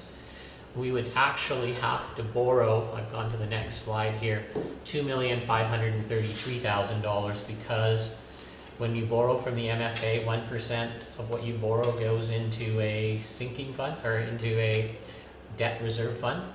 So if we borrowed $2,533,000, it would, the annual debt servicing costs of that would be about $138,000, and it would essentially translate to about $214 per existing water connection, in addition to the current. So most of the residential homes pay about $615. So the majority of the homes would be paying about $615 plus another $220 if we borrowed $2,533,000. And that's just debt servicing. That's debt and principal, yeah, by debt servicing, both debt and principal. Just for the debt servicing is $213. Just So- some questions about the debt. You say we could pay down the debt? After 10, yeah, so from the when you borrow from the MFA, you can make your first principal payment at 10 years. I believe you're borrowing for a 10-year term and then you renew. Okay. So after, on the 10th anniversary, you would be able to make a lump sum payment. Okay, and that rate of 3.37, that's today's rate, I would assume. That is the implied rate for the fall issue, which we're gonna go to the next Okay. slide here. So essentially, that 3.37 is the anticipated rate if people get onto the fall issue. I was just looking into the borrowing process. We don't have enough borrowing capacity to be in the assent-free zone. So we would actually have to, elector assent would be required from the Cove Bay area or water users. And in order to get the process going, we would also need a loan authorization bylaw. So given we're this close to tendering the project out and whatnot, I am uncomfortable with us not proceeding with borrowing and proceeding with the project. So I would suggest that the committee should talk about debt and then make a recommendation to council to instruct staff to come forward with a loan authorization bylaw. Kathy, do you agree with Well, I that? think it's or- a little premature enough to ask the committee to make a recommendation like that. I think as staff, we should probably have a report first to both the committee and council. Okay, Because one of the decisions that have to be made is, will we be doing an alternative approval process, which is 10% of the electors indicate that they're not in favor, then it fails and we move to referendum. Referendum is a much more expensive process, and it doesn't matter the size we're doing, it would still be probably about a $15,000 to $18,000 cost. An AAP process is about less than $2,000 cost. But it's sort of a gamble. I'd like to see maybe a report circulated to the committee, kind of laying out the pros and cons of. I was gonna say, I think I mean, I can see where you're going with this option, but I think there's probably other options that you've already rejected. It would be good to kind of hear about what those alternatives are. I think the public will want, and I think there needs to be enough time to kind of explain how we got there. I don't want to ambush the public with information they haven't received in terms of this. Yeah, I think Okay. a loan That's- authorization process can take up to 4 to 80 days minimum. So it's a long process.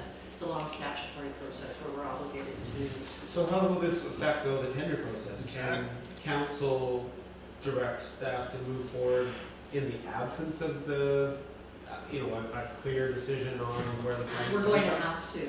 So I think it will be somehow subject to, because even if we decided to go tomorrow to initiate the loan authorization process, it wouldn't be in place before the end of July. I mean, if it's a point of coming back to this advisory committee in a month, specifically for that, I mean, it's just a meeting, I think that Yeah.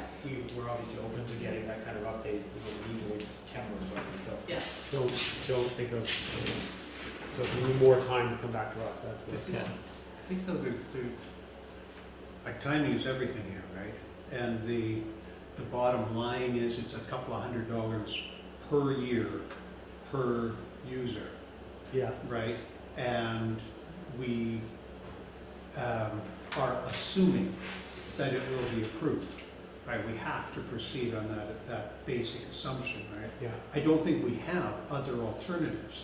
The only alternative I can think of, Raj, is there a number that we wouldn't have to get authorization from elector assent that is anywhere close to the amount of money we're talking about? Like, would 1.8 million be We know some? we're close. Yeah, so- Yeah, we'd be stretching it to, if we could borrow $1 million. Okay. in the assent freeze. So there isn't any other alternative, right? I mean, this is it. So the only thing is, do we want to go to the alternative approval process first, and probably only, right? It'd have to have 60-some people Yeah. come down to the municipal hall within X number of days and sign a thing saying, I don't think we should build a treatment Yeah. plant, right? I think the odds of that happening are slim and none. We can't, the people of Cove Bay Water really Yeah. do want a treatment plant. Yeah. So, Well, I mean, I've been working on for Metro Vancouver, the Iona wastewater treatment plant upgrade, and that's a requirement under provincial and federal law. I mean, it's similar here. This is not a municipal decision to move forward. I mean, the details of how this moves forward and the technology is, but not the requirement to upgrade this plant. So, but I'm not sure if that point is understood by the general public in Cove Bay, that are gonna have to be, they're gonna have to pay more, whatever the system that we figure out. but what I'm getting at is there is no other system that we figure out. Exactly. right? I mean, there is only one choice to be made here. It's not a range of options, right? It's either give back $4 million that the higher level of government has given us Yeah. and stay. But I think there's with two that. parts to that. One is the process getting to that point, and how do you kind of inform the community around the requirements and federal legislation or federal water quality guidelines, and the process that's gone into this, and the lack of other options for Yeah. funding. Well, I think, But I mean, I don't board think is- the public has any of that information. No, it comes down to public education, and No, there no. have been other municipalities where they've received grant funding and then they failed at referendum or, so so I that get public education component is huge, and we will have the time, once we trigger the loan authorization bylaw, to do it. And that's one Okay. reason this committee is important. Yeah, That's the main reason this committee is yeah. important. I think the answer to it though is fast, right? I Yeah. mean, how do you communicate this quickly? Yeah. That's the crux of it really, I think. Unless, I mean, Kathy, if you're. Well, in terms of fast, Mary, we do have a little bit of time. We're too late for the fall issue. Oh, We can't make, I mean, no way we would make the deadline for August 9th, because there is a process. We have to get a loan authorization bylaw, and then I believe the application has to go to the minister for approval and come back to us, and then after we get the It's called a information, quashing period. there's a 1-month quashing period. With all the waiting that's required and stuff, we would not be able to get our application in by August the 9th. You said 80 days, so, Pardon? yeah, you said, someone said 80 days. It's yeah. 80 days from the Yeah. time council gives the third reading to the loan. But even for authorization. January, that's not a lot of So, time for that's- some No. public engagement Exactly. and municipal process and We would things be like tight that. for that. So if too, you so. So we have to get moving. But can we sign a contract in August when we're going to ask for the money in January? You might have to. That's something I have to talk to some other people about. I'm not comfortable with signing a contract and being committed to somebody. I mean, we unless we know we're gonna be borrowing, Right. right? So I would be more comfortable if we, So Raj, that delays the project by at least 6 months. pardon? That delays Yeah. the project by at least 6 months. But then So, I mean, we do run into kind of an obligation here to start providing better water. You know, it'll have been 4 years come the spring, Yeah. from the time we got the money to do this. And if Also we help. go back and say, well, we're hoping to be able to apply for the funds in January, which means we'll sign a contract in February, which means that we will have water to you in the spring of 2021, right? That's the sort of date that we're talking about now. This kind of kicks us back basically a year from when people think that it's going to be, and we're, so the, When you said it would be challenging to sign the contract for the 7 million or 6 million, whatever those costs can be, I mean, that's the other thing, is that we don't have a tender price yet. But can you split that into site works, slab and tank or something like that, which are gonna be part, you know, you're not ordering the actual 2.2 million in the cuts of the building? I mean, I'm just asking a general question, you An don't have to answer off-ramp, that. basically. An What's that? off-ramp in January. We'll split it up in terms of what we have money for now and what can be accomplished within the grant funding we have. still kicks us back though, because if we can't order, if we can't give the contractor the order for understand, the yeah. equipment, then the equipment That's a has to long get lead here time. over the summer. But But it gets us out of winter construction and things like that and stuff. But the other question I have is, can we get any kind of pre-approval from the municipal finance authority? They have their intake periods where they take the money. we won't get any pre-approval. Or As an such, undertaking to approve it or something, anything pardon? like that? I mean, if we went to Not that I'm them, aware of, but I can follow up. Well, aren't we with all them. kind of pre-approved as municipal? Is Well, there- Requirements are is there Well, any we chance they have a wouldn't? liability certificate, we have a liability limit, liability servicing certificate that we fill out, says we do have capacity to borrow. Mhm. So there isn't the risk of us not receiving funds if we go through the process. We will receive funds. Okay. It's the matter of a loan authorization bylaw. I guess we need council approval for a loan authorization bylaw. And so I'm just a little bit So concerned. Raj, we were working under the assumption that we could go forward with this tender, so Yeah. this is kind of concerning. So tendering, the tender process is, 4 weeks, usually another 2 to 3 weeks to review and approve, so round numbers are 2 months.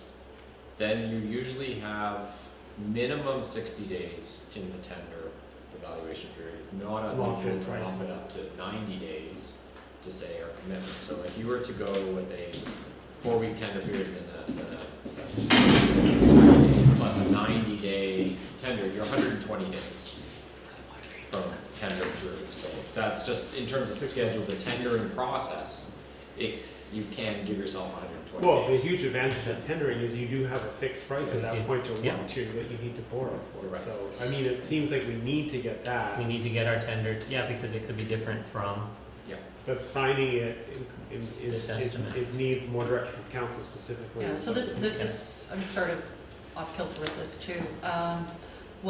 Just thinking off the top of my head, feet. I think what we need to do then is we need to move into an AAP process as soon as possible. We can get that done in less than, we'll probably get that done in 2 months. We need a loan authorization bylaw before council as soon as possible for the amount. Then it's about a month to 6 weeks for the province, the inspector of municipalities, to do their approval to move ahead. An AAP process would save us not only a significant amount of money, but time, a lot of time. So theoretically, if we can get a loan authorization bylaw in front of council at our July 8th meeting, we can have approval if we push the province. We could have an AAP process probably late September.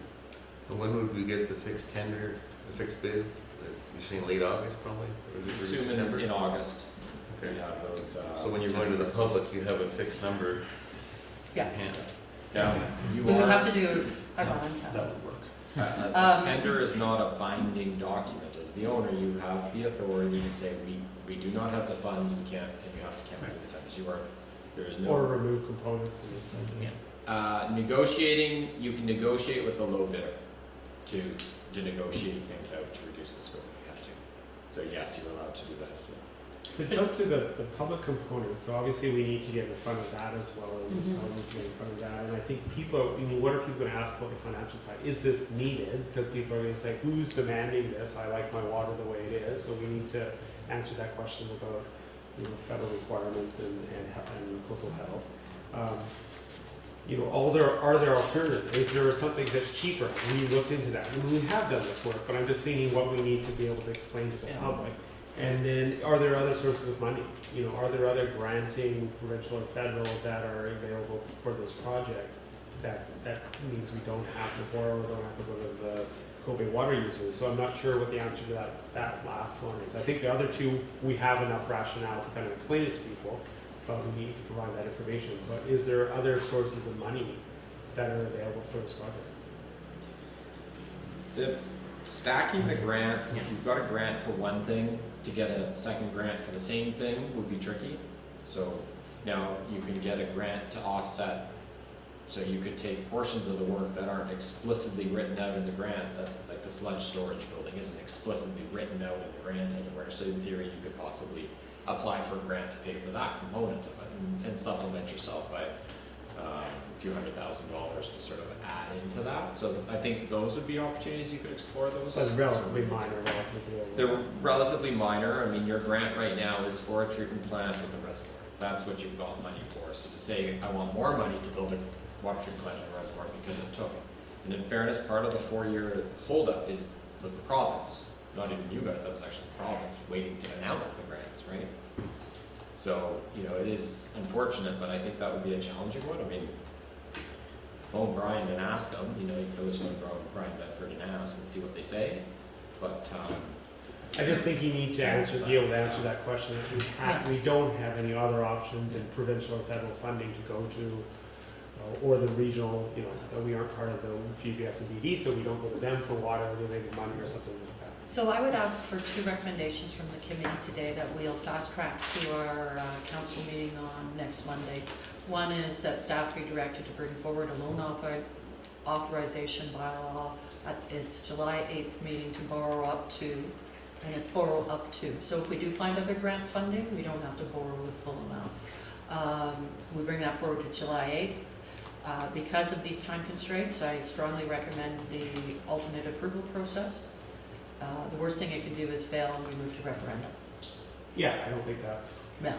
Yeah, and if we constraining do- in the sense it's a practical way to move Yeah, forward. and then the next recommendation would be that the committee request that the education component become a priority for our communications coordinator.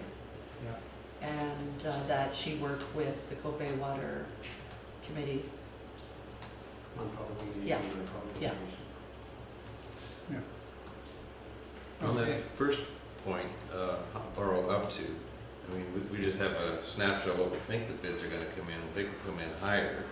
The question then is, your loan authorization bylaw should have some stretch in it. yeah. Has that already got the contingency that you're happy with? That's the first You question. can find I'm just right? going back to, I'm listening to what Walt was saying earlier, and it was, if the tender is not a binding document, then I think I was acting on the premise that we go out to tender and we become obligated to award the price, but if the tender is not a binding document, maybe we need to wait until the tender is in, because what if the tender comes in higher than what we borrow up to, then we have to But then review we're the not loan having, authorization. we're not going to the public until likely December, which delays our Which project. is And right now, we have to Okay. have this treatment plant complete by March of by next year. March, yeah, We can, I mean, apply, of course, for the province for an extension, but I yeah. think we just need to get moving, and Yeah. as Ron indicates, we borrow up to it, maybe it's a little bit That's, more. and that's More the than council we has said. to approve that, the public isn't approving Correct. that. By the time That's it gets to the correct. public, we'll have hopefully the real number. Yeah, Yeah, And if the real number's really Yeah. scary, well, that's a different can of worms. that's But- exactly, okay. But that's, that we deal with that at that point in time. yeah. The second question has more to do with the education piece, is I see that there's an increase in per customer because of the capital charge, and I get that. What about the increase in operating costs as a result of this thing coming online? I can't imagine when I see a chemical room and I see electricity, I see dollar signs. Do we have an annual budget, a relative increase to where business as usual? I mean, I guess we have less chlorine. Yeah, well, Better water. Better you'll- water, yeah, less you'll chlorine. definitely spend more money, and I think that's a task we have to provide you, is the estimated operating cost. I haven't got that yet, so that's something. we That need needs to be get. part of the Yeah. public Yeah, I comment. think full disclosure to the public, because if it's $100 per account per year, it's pretty material. Yeah. If that's what it is, that's what it is. Yeah, we've got to do that. The other thing is that you'll probably have to upgrade your operations staff. Yeah. So that's another Training cost. and certifications. Yeah, so right now you're a class 1 system. You'll probably bump to a 3. And there's just not much I can do about that. I know an unemployed guy who's willing to take that job on. Yeah. He's spinning his wheels right now. So that's a cost as well. So you're absolutely right, and that is something contractually we owe you. We just have been. Yeah, so we will need that as part of our public consultation. So let's get back to these 3 recommendations. Three, Stephanie. I've got 2.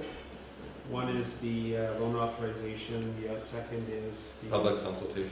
No, it's an There was something in between. alternate. Oh, yes, Oh, recommending the alternate alternate, approval process. approval process. Yeah. Oh, that's to council, Yeah. recommend the council direct staff To prepare a loan authorization, so the first one is to prepare a loan Okay. authorization bylaw for the July 8th meeting for 3 readings. The second would be, Just the, So I've got the council direct staff to bring forward a loan authorization bylaw to the July 8th meeting, so, yeah, for 3 readings. That one's fine. yeah, And that the committee recommend that council direct staff to begin and undertake alternative- an alternative approval process. because of, I think you need to say because of the urgency of the project, because of the As a whereas, You and I can work on that. Because of the Yeah. financial risk of delaying the project or something. whereas urgency, Right. financial. Yeah, let's not get into it. Let's not use the word urgency. I would keep it as clean as possible. Sure, Yeah. sure. Just You just- employ the alternative loan Alternative process, For the Cove water treatment project. elect or assent. Yeah, to obtain elector assent. Yeah. And then Elect or assent for the, I think just elect, they'll all be tied together, so I think if you just, okay.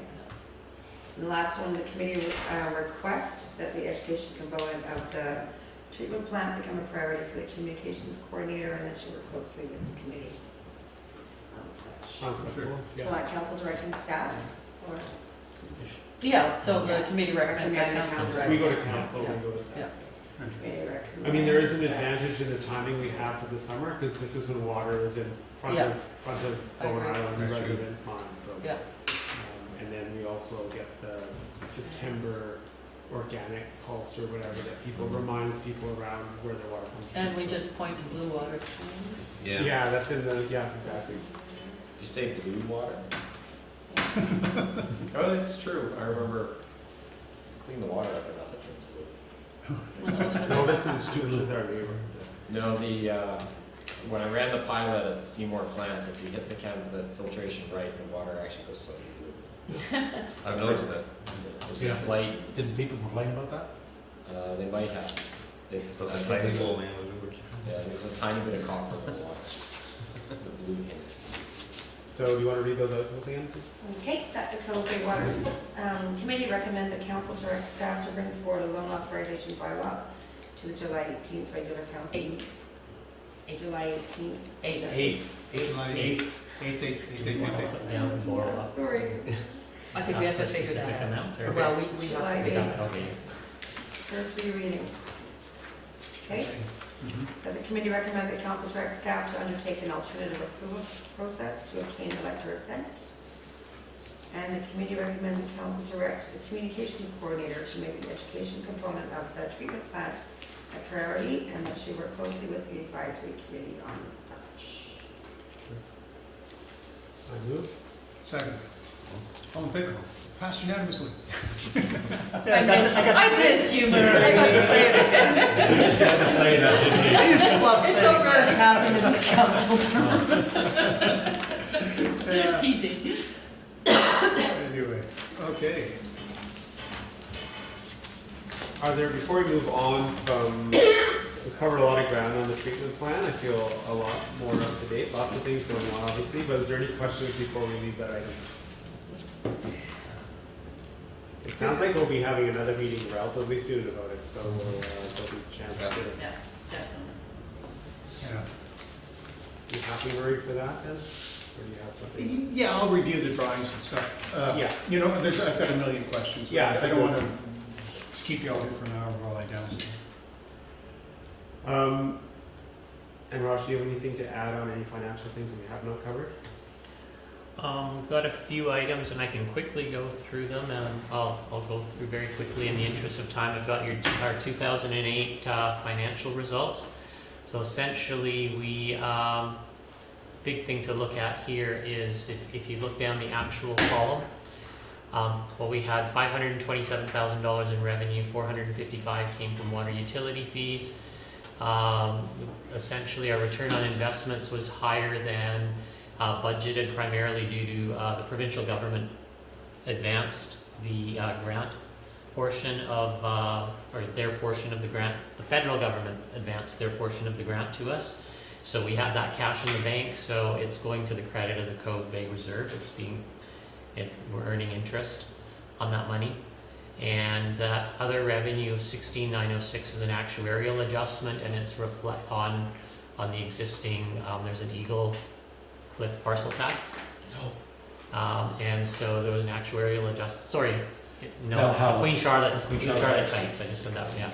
Queen Charlotte Heights parcel tax, there was a actuarial adjustment of about 17,000, and our debt servicing costs are reflecting the additional 17, so it kind of evens itself out by being in revenues and expenses.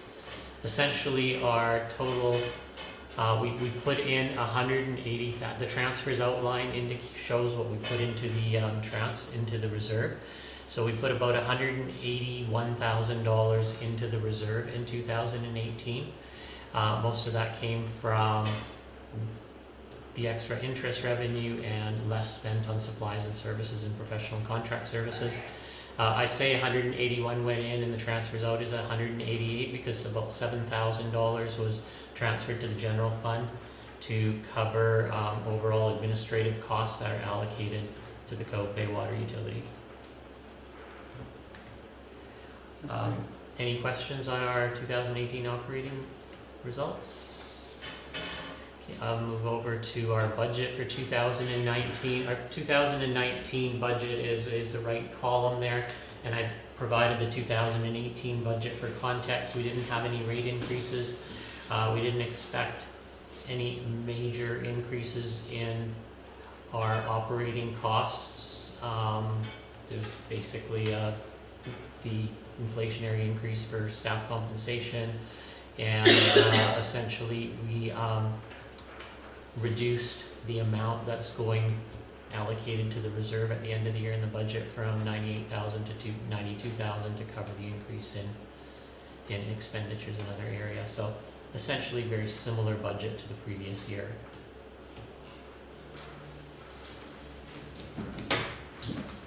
Any questions on the budget 2019? Can I ask Yes. kind of a stupid question? If we increase the fees by $200 a year and put that $200 a year into our reserves and then took out a loan to be paid off through future reserves, would we not be, you know what I mean? Isn't it? Then you don't have to borrow? Yeah, well, basically, I mean, you Still do pay borrow the it. same way, but yeah. Yeah, elector assent is required for any borrowing. Right, it's the borrowing that is Yeah. It's the a- point, yeah. okay. Yeah. Although we can, because we can set the amount that they pay, so it's a matter of how much do they pay actually, yeah, okay. Yeah. Just out of curiosity, Good why, idea though. It ran through my head, I had to run that thought through. I'm gonna ask a question Sounds about, good. why weren't the rates increased? Knowing what's coming down the pike, was that, do we recommend the rates not increase? I'm gonna watch what I say here, but I mean, from a rate shock point of view, which is what all utilities care about, is that $200, or maybe it's gonna be with the operating cost $300 down the road, it all comes at once, that's effectively a 50% increase, but why wouldn't we do like 10%, 10%, and while this thing's being built, knowing that at the end, it's gonna, you know, then you kind of, rather than go up a cliff, you go up a slow slope, well, not a slow slope, but a slope nonetheless, and then meanwhile, our transfers out and build up a reserve account, which goes to a good end as well, so is that something, it's too late now to raise the rates, I suppose. That's not, is it? We haven't approved next, or, oh, this is the 2019 This is the budget, 2019. so- These were approved Budget, last yeah. year?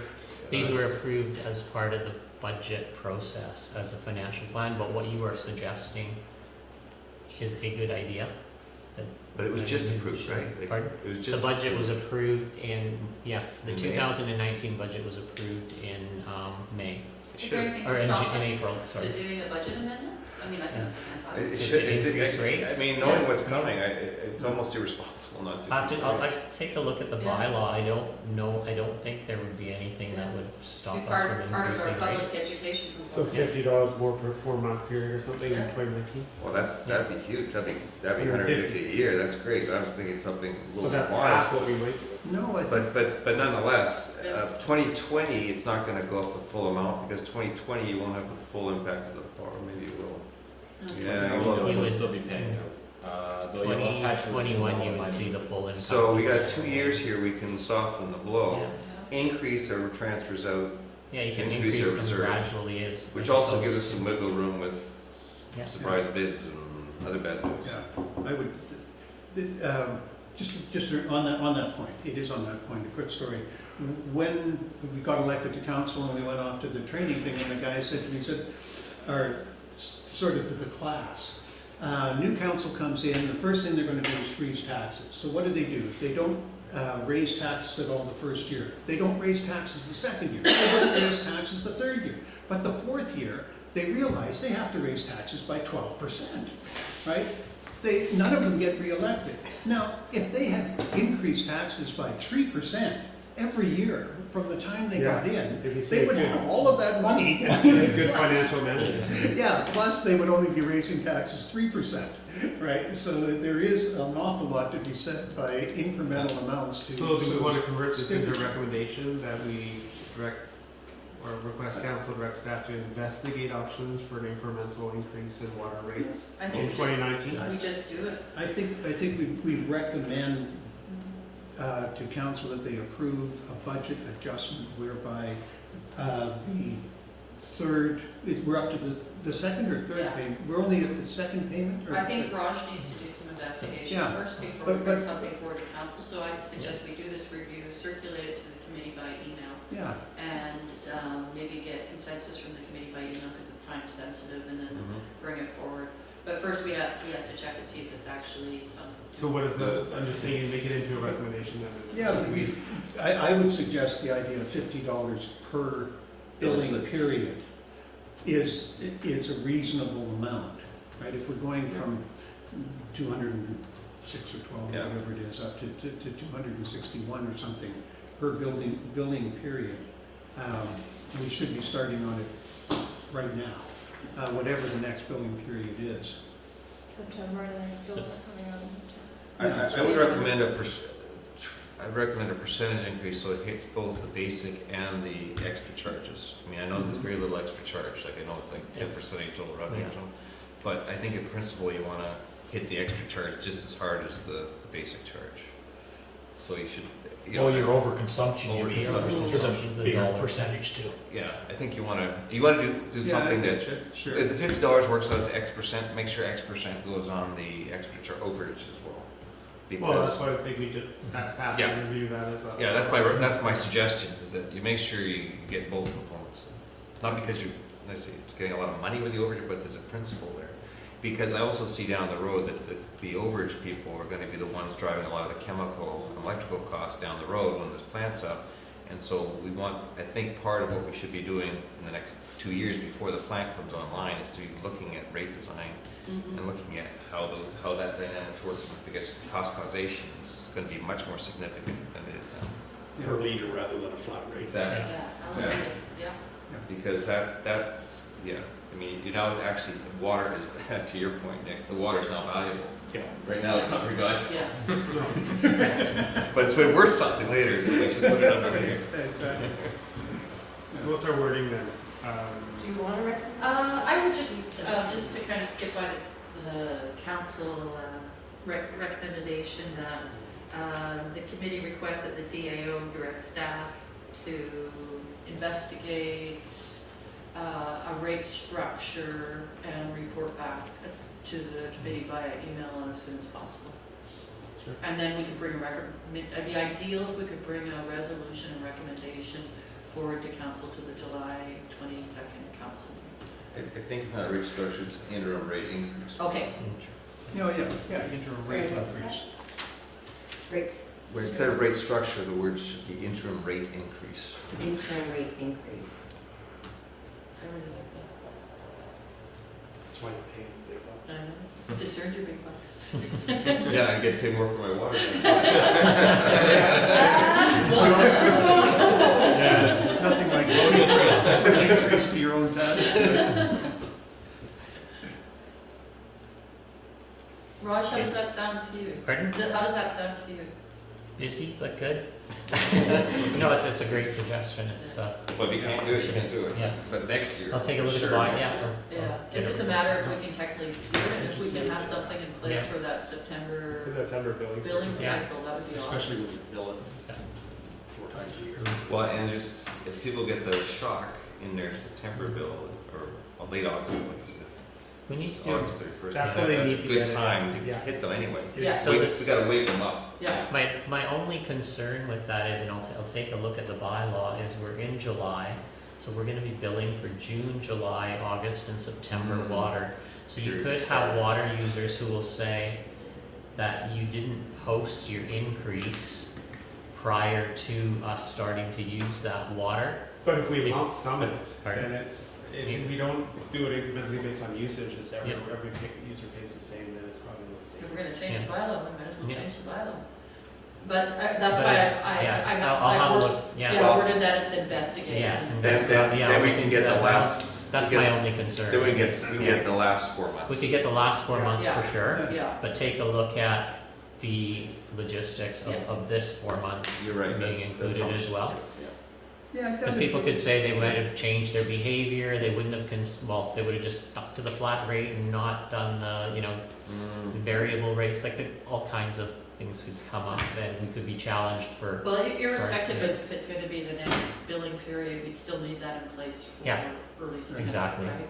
so, yeah. But So I we have a don't- couple of items to keep going on. Can I just, Yep. to finish up that point, I don't think we're gonna get a lot of pushback for $50, right? And I think that if if a person came to you and said, I don't think this is structurally fair, you could say to them, well, we do have a situation here where we're gonna have to increase rates, and this is the softest way we Yeah. think to do it. Like, just be straight with Yeah. them. No, the pushback we can address through public communication and address, I just wanna make sure that we're okay on the bylaw in terms of, because we are changing a bylaw, let's say we were changing a rates bylaw now, Yeah, if it's not but legal, it's well, okay. going back to the beginning of June, for instance, Yeah, no, I understand what you're saying, so that's why I'm saying That's why staff I would- investigate. yeah, exactly. Yeah, so we'll Yeah, kind of okay. take so we'll this take a look at discussion that, I'll offline. take charge on that, yeah, Okay, So- so we're Okay. on. But I really like the idea. okay, I'll move. me too.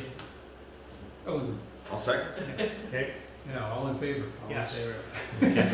Rid of his hand up in Okay, so the items we haven't covered, 6.3 public engagement information updates, we have covered in other methods, so I'm not gonna Okay. get into that. Next steps and schedule, we've gone over that.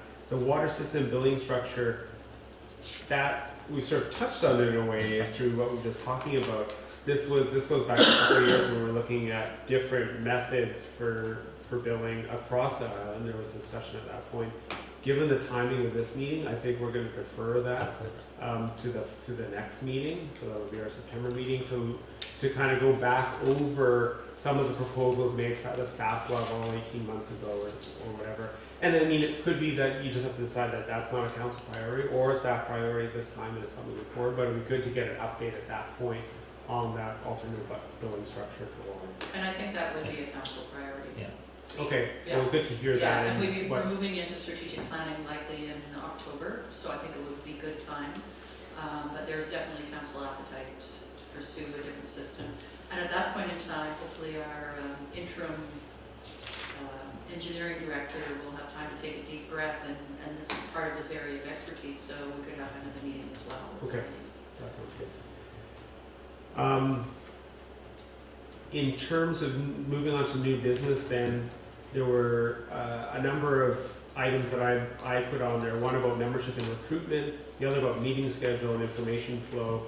And I think we've covered them generally. I would, I guess we're at 4 public members and a council liaison now, and the range is 3 to 5.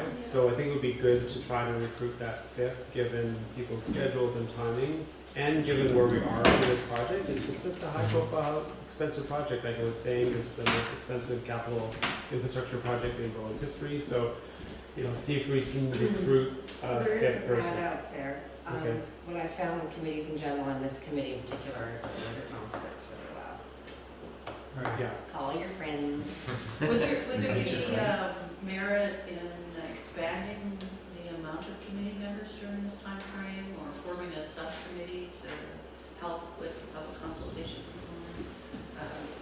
Sorry about that. Yeah, I mean, the one restriction I guess we have, you have to be a Cove Bay, you have to live within Cove Bay, which in a way, given Cove Bay's use by the rest of the island, it always seems to me that there's people out there beyond our geographical borders that would be useful to have on the committee. The kids go to the same school, they go to the general store, all that kind of stuff, but I guess if that's the constraint or that's the limitation. So there's nothing, like I said, there's nothing wrong with forming subcommittees to, where you can call upon the expertise of people who reside in other areas of the island. True. Yeah. but it would have to be a very specific task.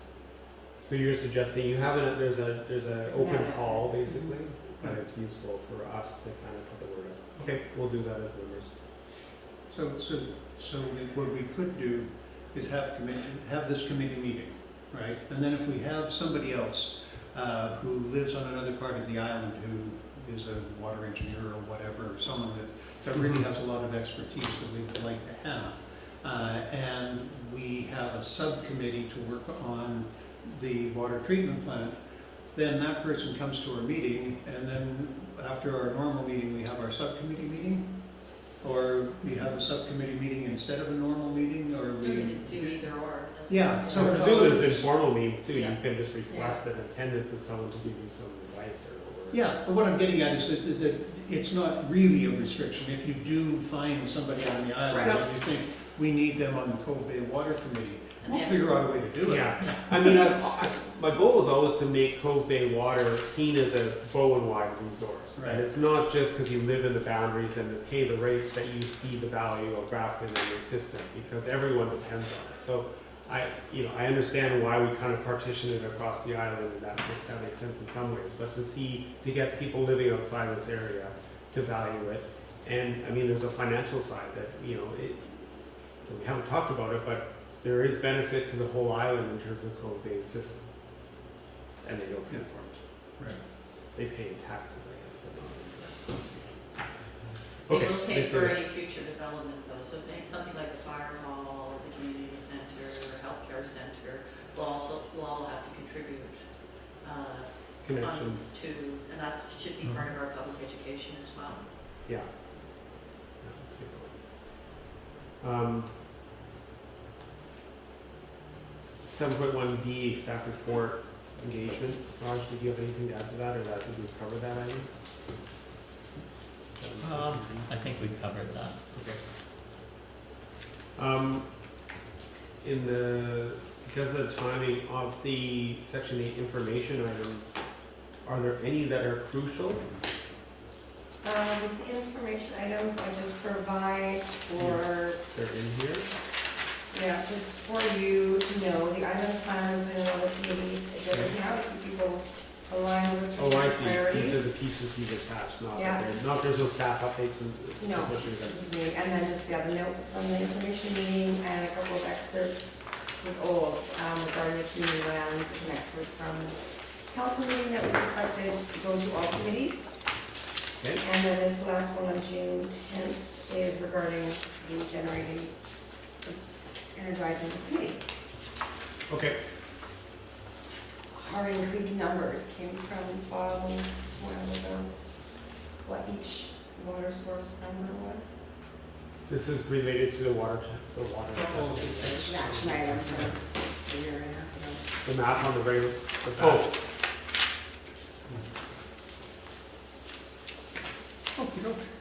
Okay.